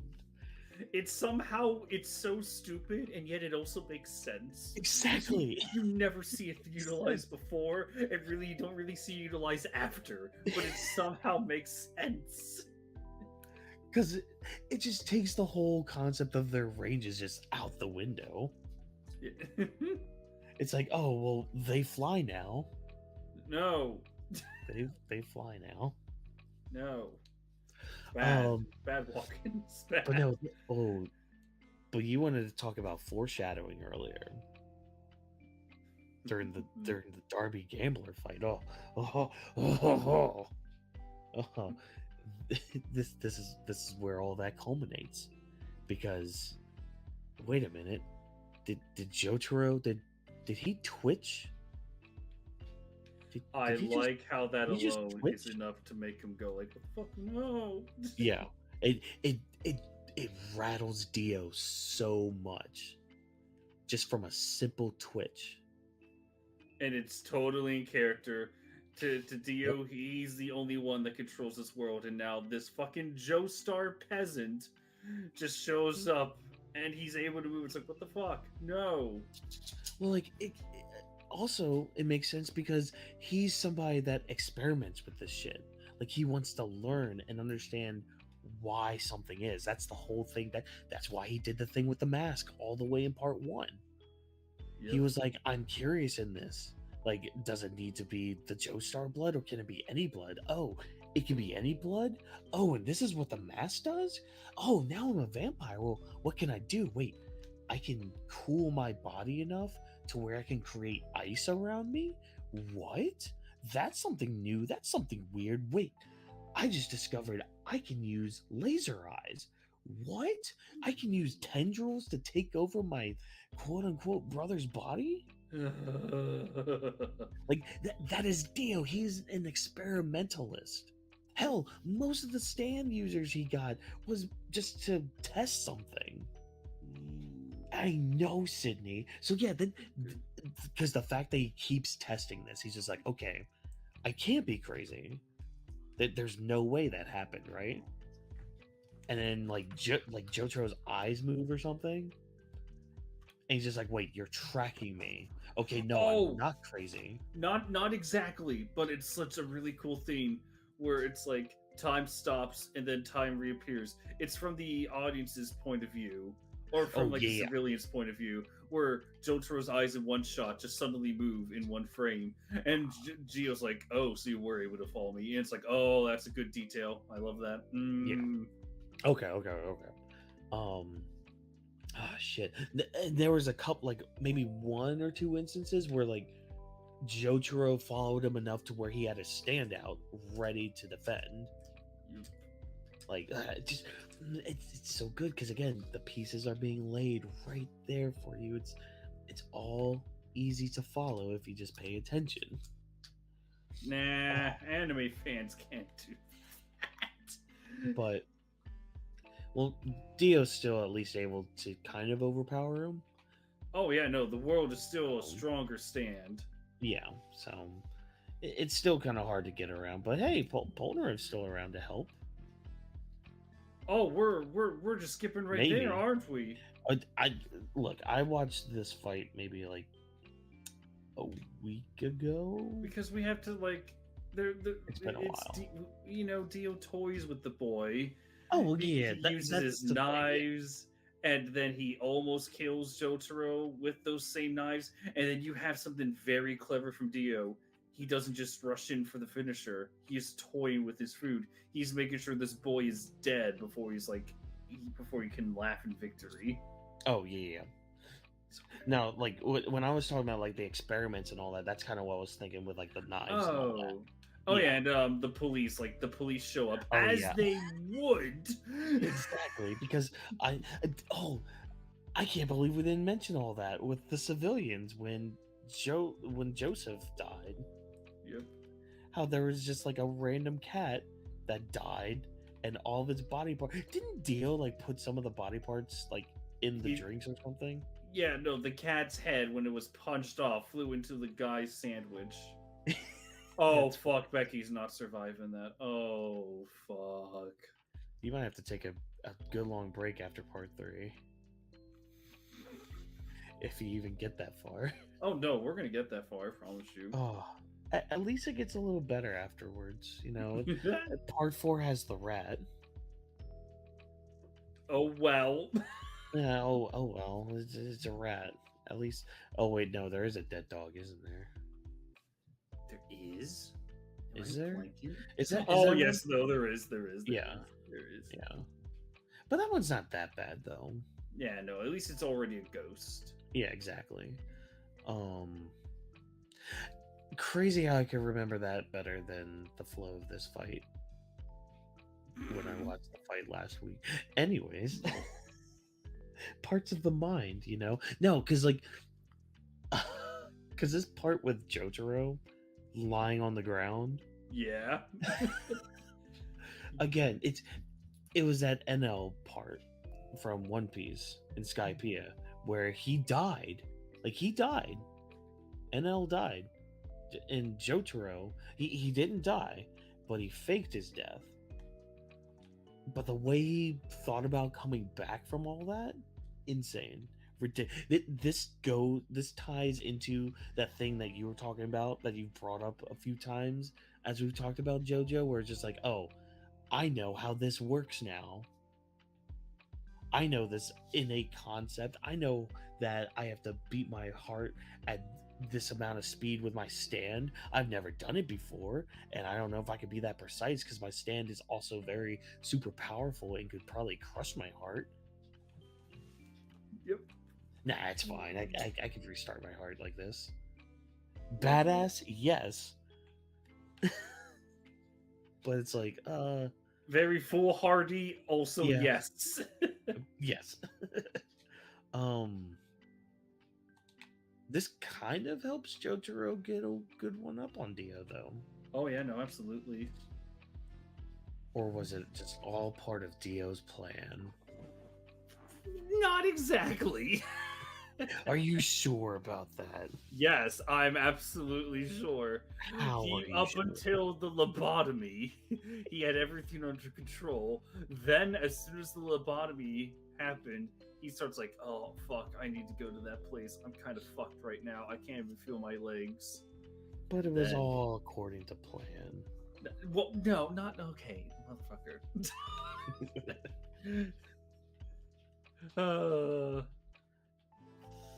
So yes, Jotaro, Dio, in another like bizarre moment of how do I say this? How does one say this? In pure JoJo luck, he is pummeled to almost death in the very direction he needed to go. Very lucky on his end. That is a critique that I have against no. No, Trevor, it's not. Oh my god, no, it's not. It's not convenient. It's not any of that. It isn't. Explain. Trevor. Explain. I can explain it with one word.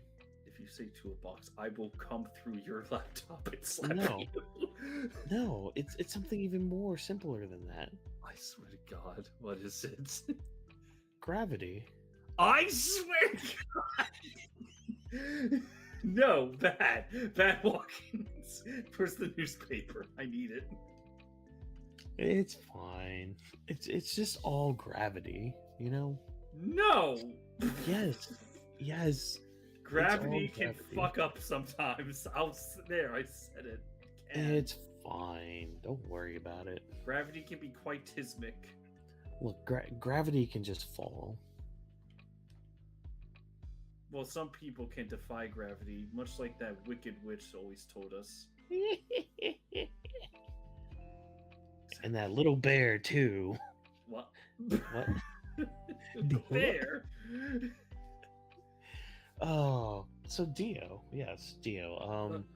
But Trevor, where was that desirable place that he needed to go?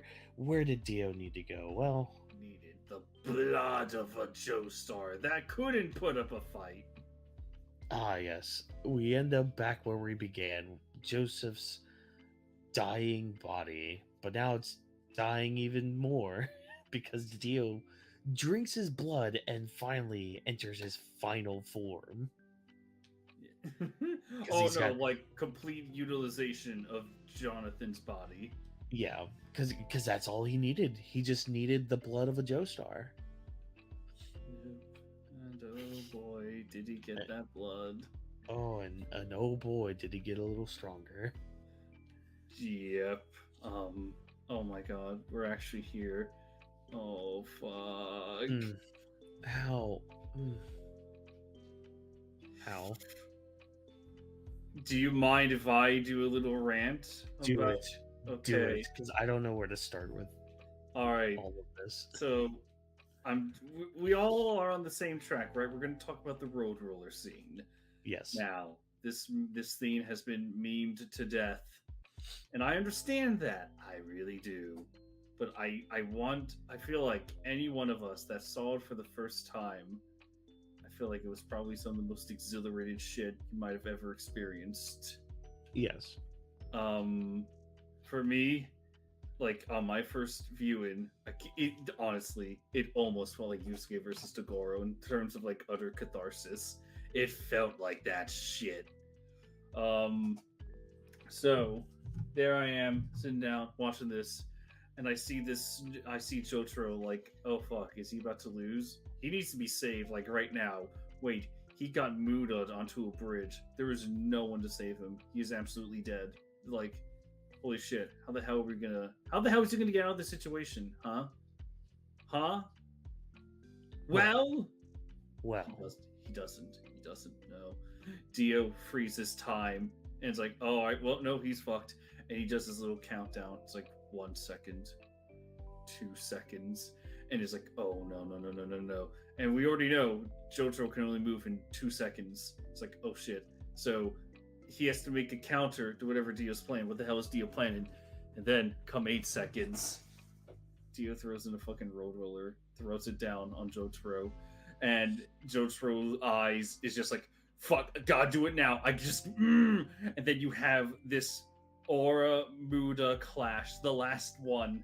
Holy mother of God. The emotions that I felt watching this for the first time, it triggered, like, part 1 and part 2. Everything from episode 1 was building up to this final goddamn clash. And it was glorious. I was just like going up and down. It's like, oh fuck, no, wait. Yeah. Bring for the road roller, you can do it. Oh my god. No. The thing, like Jotaro is just defending this whole time because Dio has the upper hand with all this. Yep. Like that's the worst feeling. Like, yeah, again, I was with you in that first viewing of like, oh my god, how the hell, what? Because he's not really winning. He's not really winning this. Oh no, it's not even. Oh no, like ooh, so good. And then you get the turnaround, which I was like, as soon as you hear that song "Fight to Antagonize," I was like, oh shit. Yep. Because Jotaro has learned it. Yep. He's Against learned it. every conceivable odd, he learned it. Jotaro and Dio stands. And this is the cool part. We didn't even touch on this yet. Their stands are linked. Their stands are very similar. They're basically the same stand. All because of Dio's own desire to steal a Joestar's body. Mm-hmm. And Jotaro being the young JoJo that he is, being the destined part, being the destined JoJo part. Like he's the one. He's the one that's gonna take up the mantle for the Joestars. He's a Joestar through and through. And again, we didn't touch on this while we were talking about it because we're talking about it now. Jotaro as a character, this whole part, like, I don't know if you got this with the first viewing. My first viewing with Jotaro, it's just like, okay, well, he's fine, just he stays in the background and does badass shit, but he's fine, not the best, but he's fine. Yeah, pretty much. It took a couple of rewatches of just yes, clips of him to really understand like how deep he actually was. He's not okay, guys. When I say that, he is not the deepest character No. in the fucking series, not even close. However, No. there is like when I say there's like a layer to him, I mean like just like that. There is a layer to him that I can understand. It's like okay, Yeah. I see. He's like a he's like a birthday cake, and you got the frosting on there. It's frosting, yeah. Or like maybe a cupcake. Let's take a cupcake. Okay, a nice just plain cupcake. You just put like chocolate frosting on it. That's the amount of layers we're getting at. Jotaro is a cupcake. Let that sink in. No. but yeah, I'm in the same boat with you because like I saw some of the layers this watch through. I mean, you had your rant about with when he was on the phone with Suzy Q. That was part of it because like that was like the first half of this part. That was like his, I guess, climax of that. If you want to like break it up in like those parts, because like that was showing that okay, you know what, all the stuff that he's done up to this, it makes sense. He's a little more reserved, and he's not. I keep using Polnareff as this example, but even with Joseph, like they're extroverts. They're more extroverts, and they wear their emotions on their sleeves. They're always just going about whatever they want to do, and they're very loud. Where Jotaro, he's a little more reserved. He keeps a little more to himself, unless you kind of piss him off, or he maybe takes a liking to you, because that's the thing. Like we see him even in the beginning of the series. He's kind of standoffish to a lot of people, like especially these annoying girls that follow him at school. Yeah, mom. Yeah, bitch. But even like when he goes into the nurse's office, like there's people there, but he's still very standoffish, and he starts opening up to this group. He met Avdol through his grandfather. He met Kakyoin because Kakyoin attacked him, but he was kind of controlled by Dio. He met Polnareff, who I guess ended up becoming his best friend through all this. Like there's a lot. You start to see Jotaro open up more and more, and I think ultimately that's his character arc through even the other parts that we see. It's just him opening up more and more, him being more emotional. It's kind of like, you might laugh of me saying this, or like attributing this little factor. He's kind of like a person who realizes that toxic masculinity is stupid.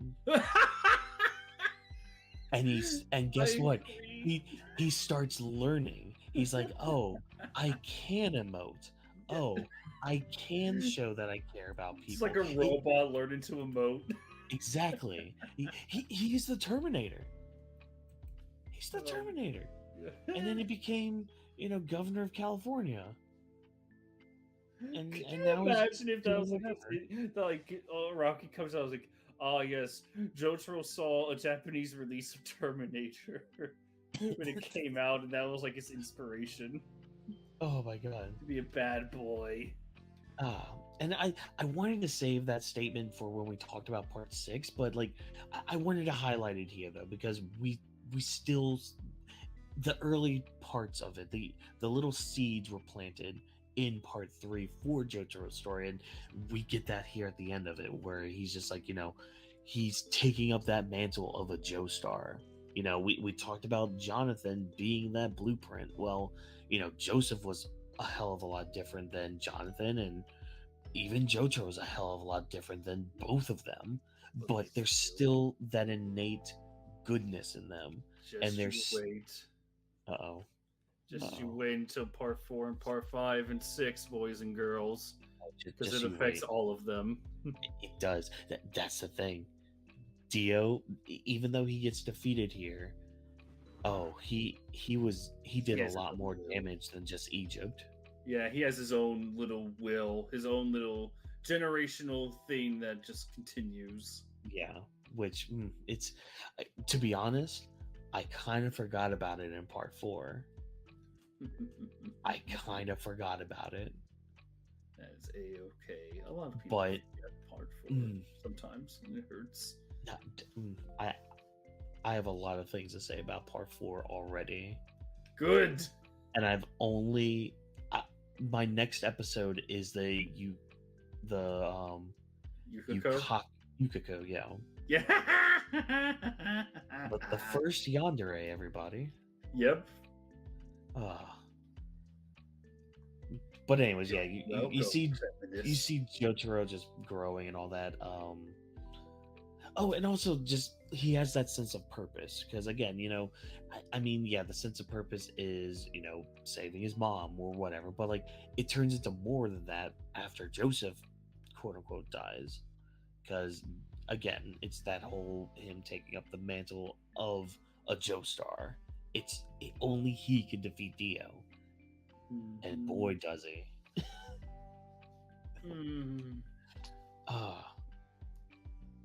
Just like those connections. It's like Legos. It's like Legos. They rhyme and build. So yeah, Jotaro Aura's Aura's Dio, or he sunlight overdrives him. Because parallels and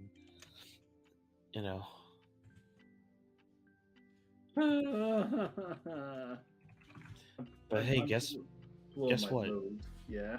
Guess what? There's a way to save Joseph. Weird Al Yankovic. Yeah, only this idiot would know this stupid shit. Oh my god. It makes sense how they saved him. But once again, it's so fucking stupid. Jojo's like, I've done this before, but only once. And it was to myself. I hope Grandpa's heart is just as healthy as mine is. How old is he again? 3. Oh shit. I like when he wakes up and he makes fun that Dio took him over. Yep. Like literally, he came back to life, and his first thought is, "I'm gonna pretend to be Dio to this buff god that might have." Like, if I'm alive, then that means he just won. I'm gonna fuck around and find out. Oh my god! Again, best JoJo for a reason. I'll have the discussion with you as many times as we need to. Look, you'll have your kicks with the next part. Yay! But yeah, they take Dio's body, and before it can reassemble, they just let the sun take care of it. And which honestly, it's like another. Honestly, whenever Sethan off that song plays, I get a little teary-eyed every time. I don't blame you. I don't blame you. I did too. The second that, like, because you don't even realize it until it happens, but when Dio's body is bursting into flames, that's not really just Dio's body. That's Jonathan. Like, all 3 generations of the Joestar so far together, technically for the first time with no Dio influence, and it's like they're setting their grandfather free. It's fucking fantastic. Yep. His spirit can now rest easy. As of now, we're thinking that the whole Dio Joestar family feud is done. In a certain timeline, it is. Yeah, like as of right now, it's like, hey, we can celebrate. Dio is dead. He's no more. What's the worst that could possibly happen? And it's like, well, parts 4 and 5, we don't have to really deal with the guy, just his consequences. Yeah. But come part 6, we get some very influential shit from him. His Yeah. his right hand gay man starts jumping in the fray. Oh my god, I love part 6. Yeah, and so, yeah, and they also, reminisce about the friends they made along the way and how half of them died, and I was about to make that joke. yeah, which is always Araki and the anime team always do a good job of like highlighting those. I mean, I know it's all like the sky ghost and all that, but I like the Yeah. idea. It's a really I do nice, too. really nice idea of like, hey, there's sky goes. It's Yeah. fine. And also like the gold, cloudy spirit things. And Jotaro cried Jotaro did when he cry. saw Polnareff leave. Yep. Again, best friend. He got a best friend. See, there's at least one layer there, people. Yeah. It's more than what Giorno has. Like I mentioned, the day we get to part 5 is the day we have to like form a pact with Oh the my devil. I am gonna be hated. I'm gonna love if you like go through part 5 and you completely change your tune. Chance that might happen. I'm not gonna lie. You've done it with part 6, I think. Was it part 6? Yeah, because I remember it's No. like, oh wait, no, wait, oh, fuck. You had a part. There was a part where you told me that you weren't really sure about, and then you saw it, and it's like, holy shit, I love this. It might have been part 1. It might have been that one. It might have been part 1. And then I Yeah. was like, finally, you realize it's greatness. Yep. It was part 1. Well, like because we had talked about it beforehand, and then I rewatched it. I'm like, oh yeah, this is good. This is really good. Then everyone in our group chat was like, yes, Trevor for once was right about this shit. Yeah. Part 1's fucking great. All of you who say otherwise, meet me in the courtyard in 20 minutes. But yeah, part 3 is pretty good. I really like it. It might be on the lower end of my favorite parts, but it's still really good, especially with like Araki changing a lot of things, mainly with like the power system and kind of the way he starts telling his stories now. Because again, we get like the kind of monster of the week vibe with JoJo's from here on out, but I don't know.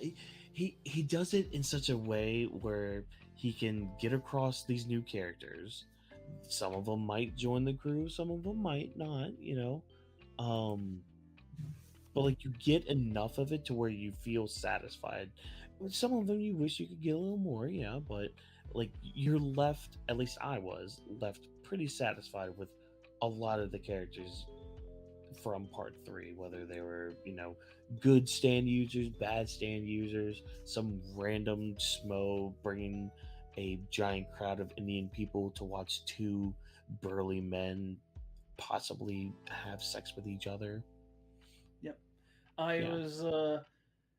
This is, I think, I'm pretty sure I said it in the last episode, but part 3, it's one of my least favorite, one of the weakest ones for me, but that doesn't mean it's not good. Like, even the weakest JoJo part is still pretty fucking good. I'd rather take the worst JoJo part over like most of the shitty fucking movies and shows we've been getting for like the past decade? Yeah. Several years. Because I think what really just kind of harms this part, and this is going to be rich coming from somebody who reads and watches One Piece, it kind of felt long. Like there's a few times where it was it felt like it was padding itself a little bit. Oh yeah, no, that's like understandable. Yeah, which I mean, again, that just comes with the new writing style that Araki's doing. Because that's the thing, like you're not getting the whole plot quick right away. You're getting it through these little interactions that we're getting through these stand battles. But and I think it was an Ulti's thing, even though words that he uses, but I kind of agree where like the first half, like before they get to Egypt, all that stuff, it was fine, it was all right, but it wasn't like anything too big, if that makes sense. Yeah. And this is all in like terms of just comparing it with JoJo's in general, not anything else, just JoJo. But like you get that moment with the Suzy Q call, and then you get all of Egypt, well, most of Egypt, about like 80% of Egypt, and it's like a whole different story. Yep. But it's so good, which it balances out pretty good. And I know earlier in this video I said a 9 out of 10. I kind of thought about it a little bit more, and I also started a little bit of part 4, like I said earlier. I might have to bump it down to an 8.5. There we go. You're on my 9, level now. a 9, like the threshold of 9 just kind of feels a little, I don't want to say it's not deserved. It just, for me, it's not there. I can't see it as a 9. If we want to add more decimal points to this, it would be like an 8.5, 8.9999999. I'm fine with leaving it as like in solid 8. Yeah, I'm fine with that shit. Yeah, because I mean, it's good. It can stand on its own. Like it's good. It's just from here on out, minus part 5, you get some gold. You get some gold. Not fighting gold, but I mean, you get diamond at least. You get a stone, and eventually one day we're gonna get a steel ball, and we might run with it. The steel ball will be the best thing we ever got. The steel ball was the friends we made along the way. Tell me I'm wrong. Blah. Tell me I'm wrong. And anyways, that's Stardust Crusaders. A great part. Why are you playing now, Okuyasu? What the fuck? That was Okuyasu. Why were you playing that? Sorry, I had Netflix up, and that's how I was able to kind of keep track of who we were talking about. So yeah, it was my little list of, okay, Darby's next, and then there's Vanilla Ice, and there's Dio. So yeah, part 3 is pretty good. Pretty great. I love it. Despite its flaws, like Avdol living to die. That still kind of irks me, man. It's like, I get it, because you kind of need Polnareff to learn a lesson, but you can't do that twice. Why'd you do that twice? Oh shit! I heard an Inky. Hi, Precious. Hello. Oh, it's time for the other one to. It's to time make. for bed. I understand. It's okay. I'll get there. Well, we'll end there then for Inky. But wait, no. I have something hilarious to point out, by the No. way. Something Yes. really funny. Kind of deserved, honestly. Good. Breaking news: The Mandalorian Season 3 has less viewers than the Book of Boba Fett. Damn. We'll see. Hold on. I wonder if that'll change when the season's over because of binge watchers. Oh, gross. But also, I was gonna make a comment about this at some point. I haven't seen anybody talking about the Mandalorian. Nope, I haven't I keep- either. I keep forgetting that season 3's out, or I like saw, coming out. dude. I saw the EFAP episode on season 3, episode 1. Mhm. Dude, the first 5 minutes of that episode, I am so glad I didn't watch it. I am so no. happy I did. Dude, I might just watch it. I might just put it up after we get done here, just so you can get a taste of what it's about. Oh no. Oh, It's no. so bad and so funny. Oh no. Well, to see more bad and funny things, check out Trevor's links down below in the Woo. description. But they're not bad. They're funny. They're Uh-uh. neat.